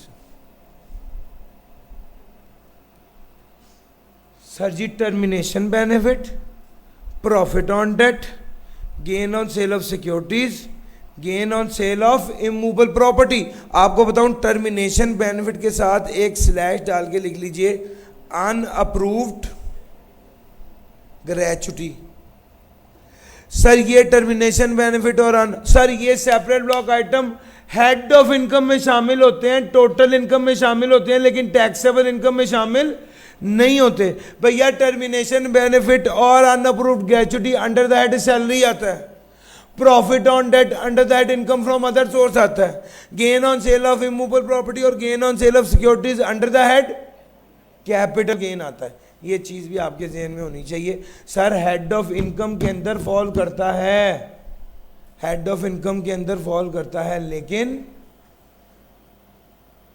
Taxable income में फॉल नहीं करता। Sir separate block item FTR के बारे में ये डिस्कशन थी। सर कुछ डेफिनेशंस, बस की डेफिनेशन और 2-4 आपके साथ डिस्कस करूंगा। सर पर्सन की डेफिनेशन है, 7 चीज़ें उसमें होती हैं, individual, AOP, company, federal government, foreign government, political sub division of foreign government और पब्लिक इंटरनेशनल ऑर्गेनाइजेशन। एक बात बस काम की है भैया, जब भी लफ्ज़ पर्सन आए ना, आपने कभी ये नहीं समझना कि ये इंडिविजुअल की बात हो रही है। ये कॉमन गलती है among the students. If a person लिखा है आपने, आपके जहन में पर्सन से मुराद होती है मिस्टर ए, नहीं, पर्सन मिस्टर ए भी हो सकता है, ए बी एंड कंपनी भी हो सकता है, ए लिमिटेड भी हो सकता है। सर जी मेरी बात समझ आ रही है? तो एक कॉमन गलती है अमंग द स्टूडेंट्स को, वो पर्सन का लफ्ज़ देख के समझते हैं कि ये किसी इंडिविजुअल की बात हो रही। नहीं भैया, 7 लोग पर्सन में शामिल हैं। एओपी फर्म, इसकी डेफिनेशन भी रीड कर लीजिएगा। कंपनी की डेफिनेशन रीड कर लीजिएगा, कंपनी की डेफिनेशन। अलबत्ता एक निमोनिक है, आपके साथ ये स्लाइड शेयर हो जाएगा, ये निमोनिक आपको हेल्प करेगा ये डेफिनेशन याद करने में। सर ये डेफिनेशन कीमती है, इस पे हम मेहनत कर लेते हैं। सर जी पब्लिक कंपनी क्या है? पब्लिक कंपनी वो कंपनी जिसके 50% शेयर फेडरल गवर्नमेंट के पास है या प्रोविंशियल गवर्नमेंट के पास। सर वो कंपनी जिसके 50% शेयर फॉरेन गवर्नमेंट के पास। सर वो कंपनी जिसके 50% शेयर किसी ऐसी कंपनी के पास हैं जो कि wholly owned by foreign government है। सबसे कीमती पॉइंट है सर, सबसे कीमती पॉइंट है। किसी कंपनी के 50% शेयर किसी दूसरी ऐसी कंपनी के पास हैं जो wholly owned by foreign government है। ठीक हो गया भाई? तो तीसरी बात ये कीमती है। आई विश कि मैं आप इसको ड्रॉ कर पाता। सर लिस्टेड कंपनी, सर जो लिस्टेड कंपनी है ये भी क्या है? सर ये भी पब्लिक कंपनी है। यूनिट ट्रस्ट ये भी क्या है? सर ये भी public company. Sir public company में 5 चीजें हैं। सर बड़ी इंपॉर्टेंट डेफिनेशन है, मेरे मुताबिक सबसे इंपॉर्टेंट डेफिनेशन यही है।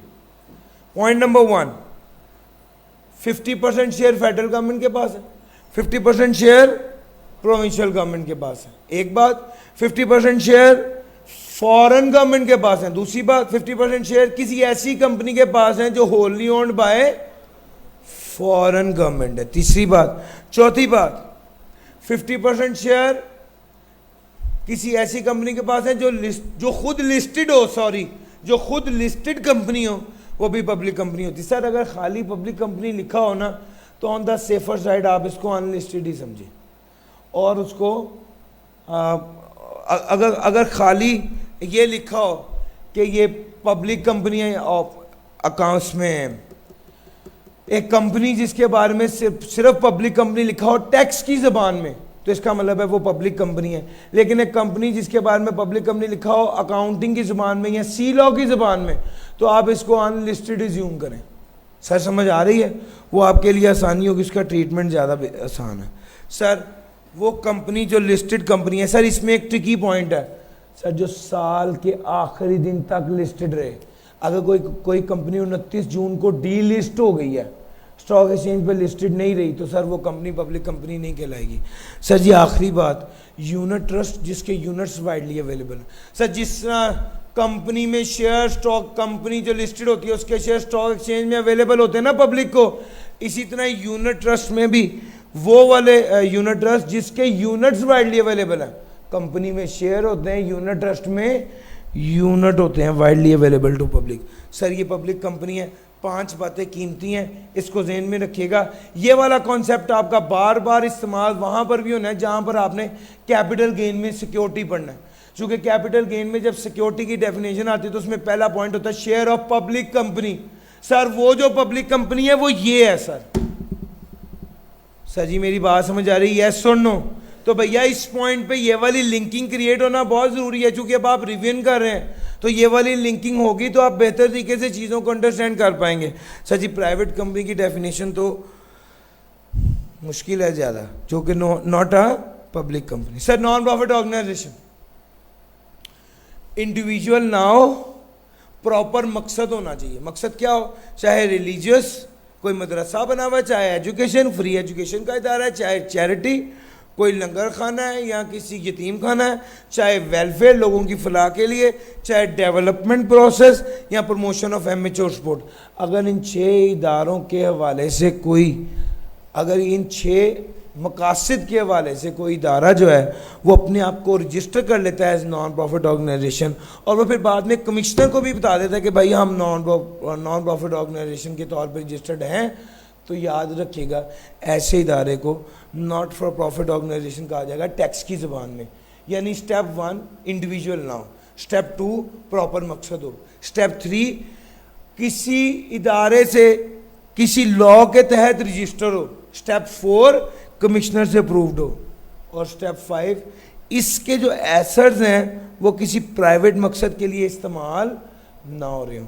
सही, ये नॉन प्रॉफिट ऑर्गेनाइजेशन की डेफिनेशन है, ये भी एक इंपॉर्टेंट डेफिनेशन है। स्मॉल कंपनी, स्मॉल कंपनी, आम कंपनी पे टैक्स लगेगा 29%, स्मॉल कंपनी पे टैक्स लगेगा 21%। क्यों सर? छोटी सी तो कंपनी है। छोटी कंपनी कौन सी होती है?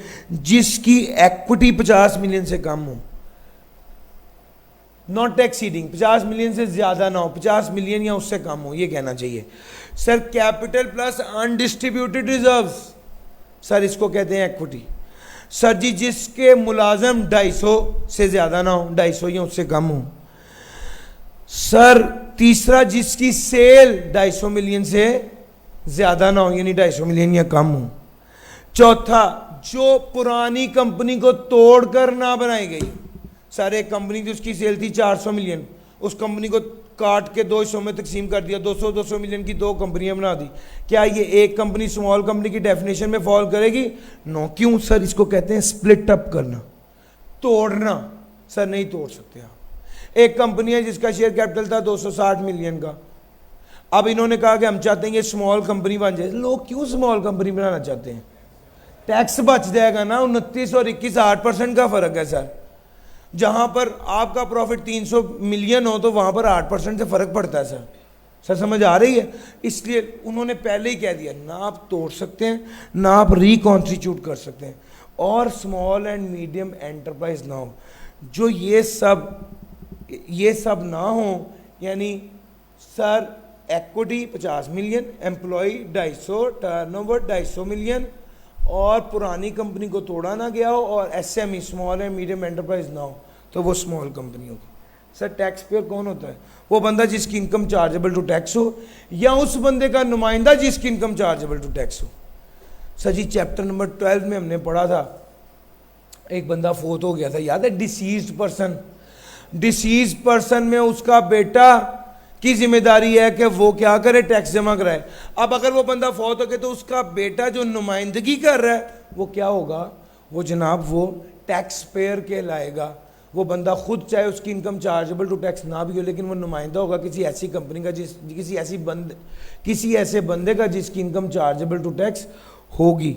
Sir who is required to deduct और कलेक्ट टैक्स, तीसरा पॉइंट है जिसकी जिम्मेदारी हो टैक्स डिडक्ट और कलेक्ट करने की, और चौथे नंबर पे जिसकी जिम्मेदारी हो रिटर्न जमा कराने की।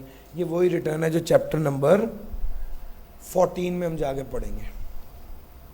आप लोगों ने पहले पढ़ा हुआ है रिटर्न, जिसकी जिम्मेदारी हो रिटर्न जमा कराने की, वो भी टैक्स पेयर होता है। सर कुछ कीमती डेफिनेशंस आपके साथ डिस्कस की। एसएमई इम्पॉर्टेंट एरिया है, वैसे लास्ट टाइम टेस्ट हुआ है मगर ये इस बार के लिए भी इम्पॉर्टेंट है। कौन सा इदारा एसएमई होता है? जिसका टर्नओवर 250 मिलियन से ज़्यादा ना हो और जो मैन्युफैक्चरिंग कर रहा हो, जिसके अंदर ये दोनों बातें पूरी हो जाएं।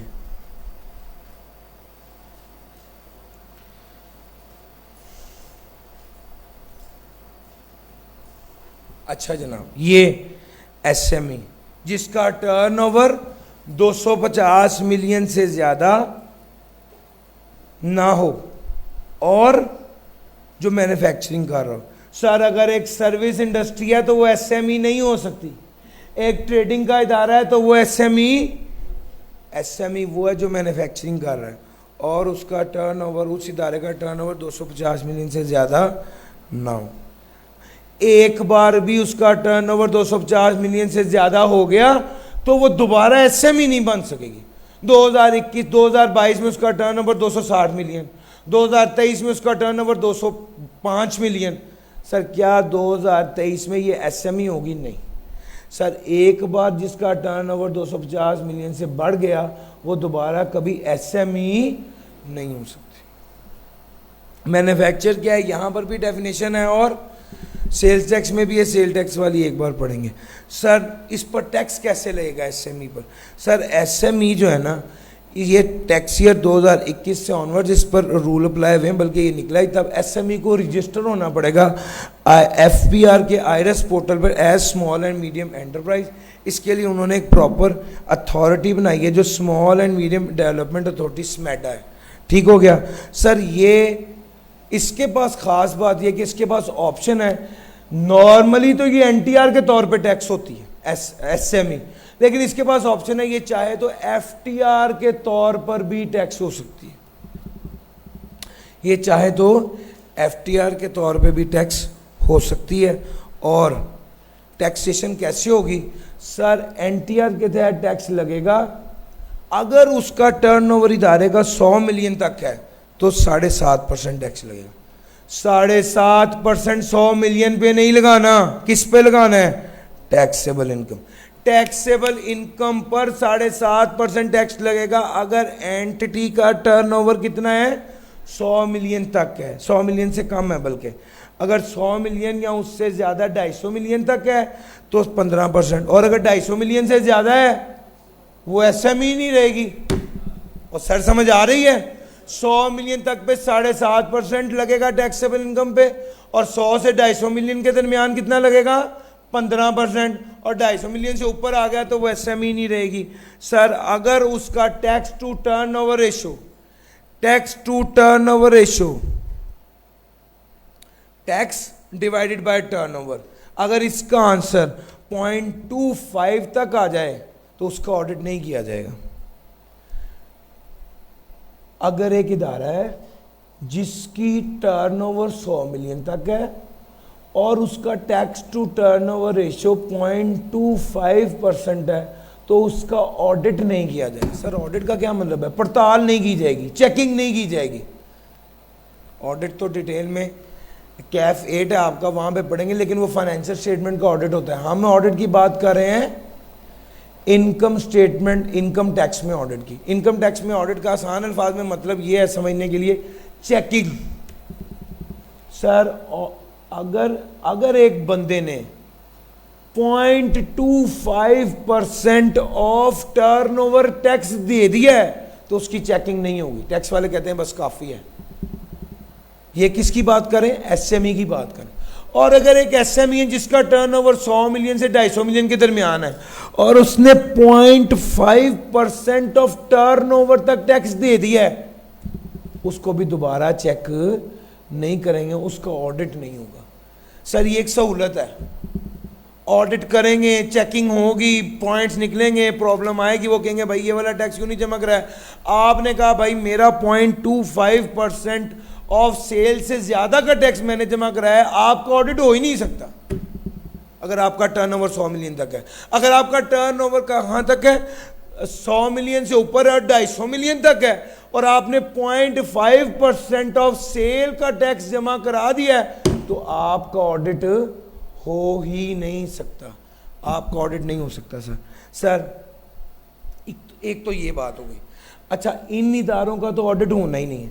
जो बाकी इदारे रह गए हैं एसएमई के, उनके वाले से वो कहता है कि जिसका टैक्स टू टर्नओवर रेशियो 0.25 से भी कम है 100 मिलियन के केस में, और 100 से 250 मिलियन के केस में 0.5 मिलियन से भी कम उन्होंने टैक्स दिया हुआ है। 0.5% टैक्स टू टर्नओवर रेशियो से भी कम उनका टैक्स है, तो याद रखिएगा इस केस में उनका ऑडिट हो सकता है, लेकिन वो भी 5% ऑफ टोटल पॉपुलेशन से ज़्यादा नहीं होगा। यानी उनको भी उनकी चेकिंग हो सकती है, लेकिन उनकी चेकिंग भी 5% ऑफ टोटल पॉपुलेशन से ज़्यादा नहीं हो सकती। यानी सिलेक्शन भी कम है, कम लोगों को सिलेक्ट किया जाएगा एसएमई में से चेक करने के लिए, और उनमें से जिनका tax to turnover ratio 0.25 in case of 100 million और 0.5 in case of 100 to 250 million तक उनका टैक्स टू टर्नओवर रेशियो है, तो उस केस में वो कहते हैं कि इनका तो ऑडिट होगा ही नहीं। बाकी जिन्होंने टैक्स कम जमा कराया है उनका ऑडिट होगा, लेकिन उनका जो सिलेक्शन है वो सिर्फ 5% है, यानी बहुत कम है। सर ये वाली बात आपको पहले बता चुका हूँ कि जितनी भी डिस्कशन है ये सारे मैन्युफैक्चरर के लिए है। सर ये वाली डिस्कशन ट्रेडर के लिए और सर्विस प्रोवाइडर के लिए नहीं है। ट्रेडर और सर्विस प्रोवाइडर के लिए स्मॉल कंपनी वाला रूल अप्लाई होगा, वो 21% टैक्स देगा। सर जी वुमेन एंटरप्राइज, जिसकी मलकियत सारी औरतों के पास है। सोल प्रोप्राइटर तो सिर्फ खातून है, अगर पार्टनरशिप है तो सारी पार्टनर खवातीन है, और अगर कंपनी है तो 100% होल्डिंग खवातीन के पास है। इनको क्या फ़ायदा होगा सर? इनको फ़ायदा ये होगा कि 25% टैक्स लायबिलिटी जितनी बनेगी उसको 25% माफ़ कर देंगे। बेसिकली ये वुमेन एम्पावरमेंट या ख़वातीन को इनक्रेज करने के लिए कि वो बिज़नेस में आए, ये वाली एक ऑप्शन दी गई है। जिसकी 100% ओनरशिप ख़वातीन के पास हो, उसकी जितनी लायबिलिटी बनेगी उसका 25% क्या कर देंगे?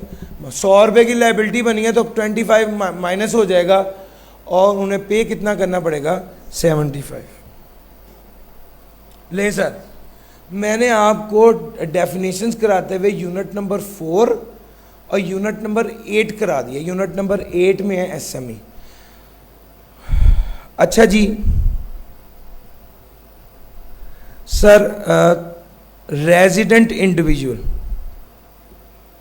रेजिडेंट इंडिविजुअल की बात सुन लीजिए सर। रेजिडेंट बंदा वो बंदा होता है, आई विश के मैं प्रॉपर लिख के बता पाता। रेजिडेंट पर्सन वो पर्सन होता है जिसकी पाकिस्तान सोर्स इनकम भी टैक्सेबल होती है और फॉरेन सोर्स इनकम भी टैक्सेबल होती है। और नॉन रेजिडेंट पर्सन वो पर्सन होता है जिसकी पाकिस्तान सोर्स इनकम तो टैक्सेबल होती है लेकिन फॉरेन सोर्स इनकम टैक्सेबल। सजी बात समझ आ गई? अच्छा, यानी नॉन रेजिडेंट की सिर्फ पाकिस्तान में कमाई गई इनकम पे टैक्स लगना है, जबकि रेजिडेंट की पाकिस्तान वाली इनकम पे भी टैक्स लगना है और फॉरेन वाली इनकम पे भी टैक्स लगना है। यानी दुनिया में वो जहां से भी पैसा कमाए उसकी वर्ल्ड वाइड इनकम पे टैक्स लगता है रेजिडेंट पर्सन की। सर, रेजिडेंट एक स्टेटस है, हर साल चेक करना पड़ता है ये रेजिडेंट है या नहीं। क्या पता बंदा एक साल रेजिडेंट और अगले साल रेजिडेंट ना हो, तो ये स्टेटस है। सर जी, कैसे पता चलेगा कि कोई बंदा रेजिडेंट है? सर जी, स्टेप नंबर 1 ये देखना है वो सरकारी मुलाजम तो नहीं है। सर, अगर वो बंदा सरकारी मुलाजम है तो बस फिर कुछ और ना सोचें, वो रेजिडेंट है। दूसरे नंबर पे ये देखना पड़ेगा कि उसका अगर सरकारी मुलाजिम नहीं है तो देखिए कि उसका फिजिकल स्टे कितना है। अगर उसका फिजिकल स्टे 183 डेज और मोर है तो वो रेजिडेंट है, वरना रेजिडेंट नहीं है। फिजिकल स्टे कितना? 183 डेज और मोर। अगर उसका फिजिकल स्टे 183 डेज और मोर है तो वो रेजिडेंट है। ये सरकारी मुलाजिम जो नहीं है उसके लिए है। जो सरकारी मुलाजिम है उसमें तो बहस ही नहीं है, वो तो हमेशा क्या होगा? रेजिडेंट होगा। तो भैया पहले सरकारी मुलाजिम देख लें, फिर उसके बाद स्टे देखें। कुछ बच्चे क्या करते हैं, नंबर ऑफ डेज काउंट करने में जल्दी कर देते हैं, नहीं करने काउंट। पहले सरकारी मुलाजिम देखें, है तो डेज काउंट ना करें, वो रेजिडेंट है। हाँ, अगर सरकारी मुलाजिम नहीं है तो फिर डेज काउंट करें। सर, अब डेज बड़े क्रूशल है, जाहिर बात है एक एक दिन मैटर करता है। सर, सारे दिन, जिस दिन पाकिस्तान में आया वो वाला दिन भी काउंट होगा कैलकुलेशन करते वक्त, जिस दिन पाकिस्तान से गया वो वाला दिन भी काउंट होगा, जिस दिन बीमार रहा, जिस दिन दफ्तर से छुट्टी की, जिस दिन हड़ताल हो गई, जिस दिन उसकी तबीयत खराब हो गई, जिस दिन हॉलीडे आ गई, 14 अगस्त आ गई, कुछ भी आ गया, ये सारे दिन काउंट होंगे, सिर्फ एक दिन काउंट नहीं होगा। इन ट्रांजिट वाला, इन ट्रांजिट भी वो वाला कि लाहौर से दुबई जा रहा था, दरमियान में कराची में स्टे किया, वो इन ट्रांजिट काउंट होगा। दुबई से चाइना जा रहा था, दरमियान में कराची में स्टे किया, वो वाला दिन काउंट नहीं होगा।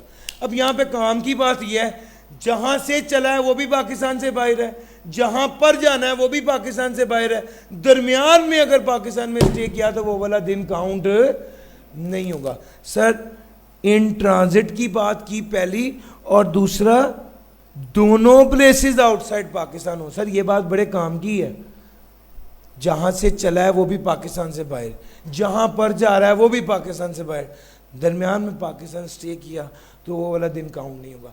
अगर पाकिस्तान आना था और दरमियान में स्टे किया वो भी काउंट होगा पाकिस्तान के अंदर, और अगर पाकिस्तान से जाना था और दरमियान में स्टे किया तो वो भी काउंट होगा, ये भी जहन में रखिएगा।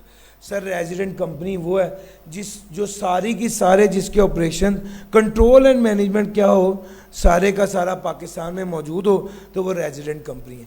कंट्रोल और मैनेजमेंट जो है वो सारे पाकिस्तान के अंदर हो तो वो रेजिडेंट कंपनी है। सारा साल नहीं, किसी टाइम भी कंट्रोल एंड मैनेजमेंट सारी की सारी किसी वक्त भी पाकिस्तान में मौजूद हो तो वो कंपनी रेजिडेंट कंपनी है। सर, जो कंपनी इनकॉर्पोरेट या फॉर्म हुई है अंडर एनी लॉ, वो भी क्या है, रेजिडेंट कंपनी है। एक कंपनी कंपनीज एक्ट 2017 के मुताबिक बनी है दुबई में और चल भी वही रही है, सर रेजिडेंट होगी। क्यों सर? पाकिस्तान के कानून के मुताबिक बनी है। तीसरा सर, प्रोविंशियल या लोकल गवर्नमेंट का कोई प्रोजेक्ट हो सर, वो भी रेजिडेंट कंपनी है। रेजिडेंट एओपी के बारे में वो कहता है जिसके सारे नहीं सर, कंपनी में देखेगा होली, एओपी में देखेगा होली और पार्ट। अगर आधे काम या कुछ काम पाकिस्तान में हो रहे हैं एओपी के, कुछ अरसा ही भले पाकिस्तान में रहे हो, तो वो एओपी क्या होगी, रेजिडेंट होगी। डिविडेंड जो है, इसके हवाले से मैं आपके साथ भाई नोट कर लीजिए, डिविडेंड की वीडियो मैं इनको शेयर कर दूंगा। डिविडेंड के एरिया की बजाय मैं सोचा हूँ मैं कॉमन रूल्स करवा दूँ, वो ज़्यादा सारे पॉइंट है। डिविडेंड एक टॉपिक है, इंपॉर्टेंट है। आपके साथ इंशाल्लाह जहाँ पर ये स्लाइड शेयर होंगी वहीं पर मैं डिविडेंड की वीडियो भी शेयर कर दूंगा ताकि आप लोग अच्छे से वहाँ पे देख लें। सर कॉमन रूल्स की बात करने लगे। आज कॉमन रूल्स को पढ़ाने में, पोर्शन में पढ़ाना बड़ा आसान है। सर आपने स्पेकुलेशन, नॉन स्पेकुलेशन में भी पढ़ा, जहाँ पे एक्सपेंस कॉमन थे तकसीम किए, यस और no. Sir Pakistan source income और फॉरेन सोर्स इनकम में भी पढ़ा, जहाँ पे एक्सपेंस कॉमन थे तकसीम किए, यस और नो। सर सेल्स टैक्स में, सप्लाईज में पढ़ा, टैक्सेबल एग्जाम्प्ट जीरो रेटेड, जहाँ पे इनपुट टैक्स कॉमन था उसको तकसीम किया सप्लाईज की बेस पे, यस और नो। सर तीनों जगह पर जो कॉन्सेप्ट अप्लाई हो रहा है वो अपोर्शनमेंट का हो रहा है। अपोर्शनमेंट क्या है? तकसीम करना। तकसीम उस चीज़ को करते हैं जिसके बारे में शोर शॉर्ट ना हो कि ये किसकी है, ये बस ये कॉन्सेप्ट याद रखिए। अगर वो आपको क्लियरली बता दे कि फलां एक्सपेंस स्पेकुलेशन के लिए वह, फलां नॉन स्पेकुलेशन के लिए वह, इसको नहीं कभी तकसीम करना। अगर वो आपको कहे जनरल एक्सपेंसेस, अब आपको भी नहीं पता कितना लगा स्पेकुलेशन में, कितना नॉन स्पेकुलेशन पर, फिर तकसीम करना। बस ये इसका की पॉइंट है। अपोर्शनमेंट वहां पर होती है जहां पर पता ना हो, जहां पर पता हो वहां पर एलोकेशन होती है सर। ठीक हो गया? अपोर्शनमेंट में बस ये वाली बात काम की। एक से ज्यादा हेड ऑफ इनकम वो अपोर्शन करेंगे। एफटीआर इनकम है और एनटीआर इनकम है, खर्चा कॉमन है, अपोर्शन करेंगे। सर जी एक ही इनकम फ्रॉम बिजनेस है, एक होटलिंग है का बिजनेस है मिसाल के तौर पे और एक रेस्टोरेंट है, इसका खर्चा जो है ये भी क्या अगर कॉमन होगा तो इसको भी अपोर्शन करेंगे। With in head of income speculation और नॉन स्पेकुलेशन दोनों बिजनेस इनकम है ना, इसको हम अपोर्शन करते हैं। तो जनाब कॉमन रूल में पहला अपोर्शनमेंट है। अपोर्शन जब भी करेंगे सर रूल वही है, एक हेड ऑफ इनकम की जो है वो उसकी ग्रॉस इनकम कितनी है डिवाइड बाय टोटल सारे हेड्स ऑफ इनकम की इनकम कितनी है multiply by amount of expense, तकसीम करना होता है खर्चा, इस बेस पर किया जाएगा। और ये खर्चा जो है उसको सर्टिफाइड सीए या सीएमए करेगा और अगर टैक्स वाला बाद में इसको रिकैलकुलेट करेगा। अगर फ़र्क 10% से ज़्यादा आया तो टैक्स वाला अपने टैक्स पेयर की कैलकुलेशन को नहीं मानेगा, एफबीआर वाला। और अगली काम की बात यह कि ये अपोर्शन जो है वो जिस क्लास से रिलेटेड खर्चा ही नहीं है उस क्लास में तो अपोर्शन नहीं ना करना। जो जिससे रिलेटेड खर्चा हो उसी क्लास के, अगर मिसाल के तौर पे जो खर्चा है वो स्पेकुलेशन और नॉन स्पेकुलेशन के साथ है और एक इनकम फ्रॉम कैपिटल गेन भी है, सर जी आप बताएं जो कैपिटल गेन है उसमें वो खर्चा एलोकेट होगा? द आंसर इज वो खर्चा उस पर एलोकेट नहीं होगा। सर जी फेयर मार्केट वैल्यू में 4 बातें हैं। बात नंबर 1 जितने की मार्केट में बिके वो फेयर मार्केट वैल्यू है। बात नंबर 2 ऑर्डिनरीली अगर वैल्यू डिटरमिन नहीं हो रही तो बोर्ड डिटरमिन करेगा ऑर्डिनरीली, और अगर वैल्यू बोर्ड भी डिटरमिन नहीं कर पा रहा तो फिर ये जो है वो अगर सबसे बोर्ड डिटरमिन करेगा, अगर बोर्ड भी डिटरमिन नहीं कर पा रहा तो इमूवेबल प्रॉपर्टी की फेयर मार्केट वैल्यू अगर बोर्ड भी डिटरमिन नहीं कर पा रहा तो उसने इसके बारे में कहा कि डीसी रेट लेते हैं, जो डिस्ट्रिक्ट ऑफिसर स्टैंप ड्यूटी के वजह से रेट डिटरमिन करता है वो लेते हैं। सब बात उतने अच्छे तरीके से हो नहीं सकी, मैं दोबारा बता रहा हूँ। Point number 1 fair market value वो वैल्यू जो आम मार्केट में जितने की चीज़ बिकती है। पॉइंट नंबर 2 अगर आम मार्केट में नहीं पता चल रहा कितने की बिकती है तो बोर्ड डिटरमिन करेगा। अगर इमूवेबल प्रॉपर्टी और बोर्ड भी डिटरमिन नहीं कर पा रहा तो डीसी रेट लगाएंगे, वो वाला रेट जो डिस्ट्रिक्ट ऑफिसर स्टैंप ड्यूटी के लिए रेट लगाता है। ये तीनों बातें तो सादा थी। चौथी बात काम की है सर, जब आप टैक्स के पॉइंट ऑफ व्यू से फेयर मार्केट वैल्यू कंसीडर कर रहे होंगे और कैलकुलेट कर रहे होंगे तो इस फैक्टर को कंसीडर नहीं करेंगे कि डिस्ट्रिक्शन ऑन ट्रांसफर है, और इस फैक्टर को कंसीडर नहीं करेंगे कि वो वाली चीज कन्वर्टेबल इनटू कैश नहीं है। मैं फिर बोल रहा हूं, अगर आप फेयर मार्केट वैल्यू टैक्स के पॉइंट ऑफ व्यू से कैलकुलेट कर रहे हैं तो इस फैक्टर को कंसीडर नहीं करेंगे कि रिस्ट्रिक्शन ऑन ट्रांसफर है, और इस फैक्टर को भी कंसीडर नहीं करेंगे कि ये वाली चीज कन्वर्टेबल इनटू कैश नहीं है। रिसीट ऑफ इनकम कब समझा जाएगा? पैसे वसूल कर लिए। लेट से मैं आई कैब में काम करता हूँ, आई कैब वालों ने मुझे उसकी पेमेंट करनी थी, तो मैं आई कैब वालों ने मुझे सैलरी देनी थी। लेट से मैं आई कैब के दफ्तर के अकाउंट्स में, उन्होंने मुझे पैसे दिए, जिस वक्त मैंने पैसे वसूल किए समझा जाएगा मुझे सैलरी मिल गई है। पॉइंट नंबर 2, मैंने पैसे आई कैब वालों ने कहा जी आपकी सैलरी आ गई है, उन्होंने मुझे फ़ोन किया आपकी सैलरी आ गई है, जिस वक्त उन्होंने फ़ोन किया समझा जाएगा मैंने पैसे वसूल कर लिए। मैंने अपने भाई का मिसाल के तौर पे 1 मिलियन देना था, मैंने अपने भाई को कहा कि जाओ आई कैब वालों से पैसे ले लो, जिस वक्त आई कैब वालों ने 1 मिलियन मेरे भाई को दिया समझा जाएगा मैंने सैलरी वसूल कर ली। सर मैंने सैलरी कब वसूल की? जब एक्चुअल मुझे मिल गया, जब मुझे फ़ोन आ गया कि अवेलेबल हो गया, या जब मैंने अपने भाई को कहा जाके ले लो। ये तीनों केसेस सिंपल हैं सर, एक ट्रिकी केस भी है। सर जी सैलरी थी 1 मिलियन, उस पर 10% के हिसाब से 1 लाख टैक्स कटना था, मुझे पैसे मिले 9 लाख, क्या समझा जाएगा मैंने कितने पैसे वसूल किए हैं? 10 lakh. Sir under operation of law अगर पैसे डिडक्ट हो जाएं तो समझा जाएगा वो मैंने वसूल किए हैं। सर जी बात समझ आ रही है? तो ये actually receive made available paid on behalf, इस ये तीनों सीधे सीधे पॉइंट है। ट्रिकी पॉइंट क्या है? At under any law, at the instruction और under any law. Sir ji अगला पॉइंट रिकॉप्ड एक्सपेंसेस, खर्चा किया था पिछले साल, अलाउड एज डिडक्शन हो गया था 2020 में, 2021 में पैसे वापस मिल गए हैं, रिकॉप हो गया, रिकवर हो गया। सर जी जो रिकवर हो जाए उसे इनकम में शामिल कर लेंगे, जिस साल रिकवर हुआ उस साल इनकम में शामिल कर लेंगे, लेकिन शर्त एक है, पहले अलाउड एज डिडक्शन था, 2020 में अलाउड एज डिडक्शन था, तो 2021 में जब रिकवर हुआ तो हम इनकम में शामिल कर लेंगे।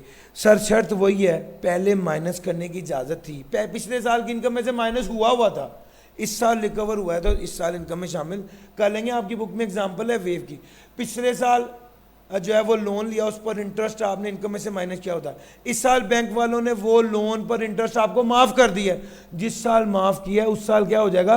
इनकम में शामिल हो जाएगा, चूंकि पिछले साल तो माइनस कर चुके हैं। सर करेंसी के कन्वर्जन, टैक्स वाले किसी चीज़ को नहीं मानते, सिर्फ पैसे को मानते हैं, और वो वाला पैसा जो पाकिस्तानी रुपये में हो, डॉलर को नहीं मानते, यूरो को नहीं मानते, येन को नहीं मानते, किसी करेंसी को नहीं मानते, सिर्फ पाकिस्तानी करेंसी को मानते। अब अगर एक बंदे ने इंपोर्ट की है प्लांट बाहर से, तो फिर उसकी वैल्यू क्या होगी? तो जनाब उसकी वैल्यू डिटरमिन करेंगे जिस दिन इंपोर्ट किया उस दिन का रेट लगाकर। कौन सा rate? State bank of Pakistan का रेट, याद रखिएगा, स्टेट बैंक ऑफ पाकिस्तान का रेट यूज करते हैं for the calculation of amount या calculation of the value of the machinery. ठीक हो गया? चूंकि टैक्स वाले किसी और करेंसी को नहीं मानते। सर याद रखिएगा टैक्सेबल इनकम डॉलर में नहीं हो सकती, टैक्सेबल इनकम येन में नहीं हो सकती, टैक्स लायबिलिटी डॉलर येन में नहीं हो सकती, वो हमेशा किस में होगी? पीकेआर में होगी। सर सेसेशन ऑफ इनकम, अगर आपका कोई सोर्स ऑफ इनकम खत्म हो गया, अगर आपका कोई हेड ऑफ इनकम खत्म हो गया, एक बंदा 2 साल पहले नौकरी कर रहा था, नौकरी छोड़ दिया, अब अपना कारोबार शुरू कर दिया, अब उसका under the head salary income क्या हो गया? सीज हो गया। अच्छा अब सीज होने के बाद 2 साल बाद उसी इदारे को याद आया कि भाई तुम्हारा हमने एक इनाम देना था, ये 5 लाख रुपए तुम्हारा इनाम है, तुमने 2 साल पहले बहुत अच्छा परफॉर्म किया था। आज आपका head of income salary cease हो गया हुआ है, इसके बावजूद अगर आपको पैसे मिलते हैं तो आपके ये टैक्सेबल होंगे अंडर द हेड सैलरी, जैसे ये हेड ऑफ इनकम कभी सीज हुआ ही नहीं था। सर सीज का मतलब होता है खत्म होना, सेसेशन का लफ्ज सीज से निकला है। अगर कोई हेड ऑफ इनकम पहले सीज हो चुका था और उसके बाद आपको उसी हेड से कोई इनकम आई, तो वो इनकम आपके लिए टैक्सेबल होगी, ऐसे जैसे वो हेड ऑफ इनकम कभी सीज हुआ ही नहीं था। और सर आखिरी बात, इनकम को कैलकुलेट करते हैं तो ऐसे करते हैं जैसे जिससे डबल टैक्सेशन ना हो, यानी आप एक इनकम को 2 बार टैक्स ना कर दें, एक इनकम पर 2 बार टैक्स ना लगा दें, और एक एक्सपेंस 2 बार माइनस ना कर दें। अगर आपने रिसीट बेस पर टैक्स लगा दिया, रिसीट बेस पर इनकम रिकॉर्ड कर दिया है, तो रिसीवेबल बेस पर रिकॉर्ड नहीं करेंगे, इससे तो 2 बार टैक्स लग जाएगा। या रिसीवेबल बेस पर रिकॉर्ड करें इनकम या रिसीट बेस पर करें। तो अगर रिसीवेबल बेस पर कर दिए तो रिसीट बेस पर नहीं होगी, और अगर रिसीट बेस पर कर रहे हैं तो रिसीवेबल बेस पर इनकम रिकॉर्ड नहीं होगी। अगर वो रिकॉर्ड करेंगे तो 2 बार टैक्स लग जाएगा। वो टैक्स वाले कहते हैं एहतियात से इनकम रिकॉर्ड करनी है, ये गलती ना कर देना कि एक ही इनकम पर 2 बार टैक्स लगे। और खर्चे रिकॉर्ड कर रहे हो तो ये गलती ना कर देना कि एक खर्चा 2 बार माइनस कर दो इनकम में से, तो डबल डिडक्शन भी नहीं कर सकते और डबल डेरिवेशन भी नहीं हो सकती। सर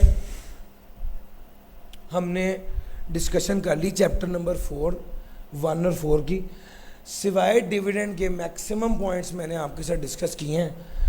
आपने 10 मिनट की ब्रेक कर लें, 11-17 हुए हैं, 18 ही समझ लें, और मेरा ख्याल है गल 11:30 बजे बनेगी। 11:30 पर आ जाइए, सैलरी शुरू करते हैं और इंशाल्लाह बड़ी डिटेल में सैलरी डिस्कस कर रहे होंगे। Thank you ji.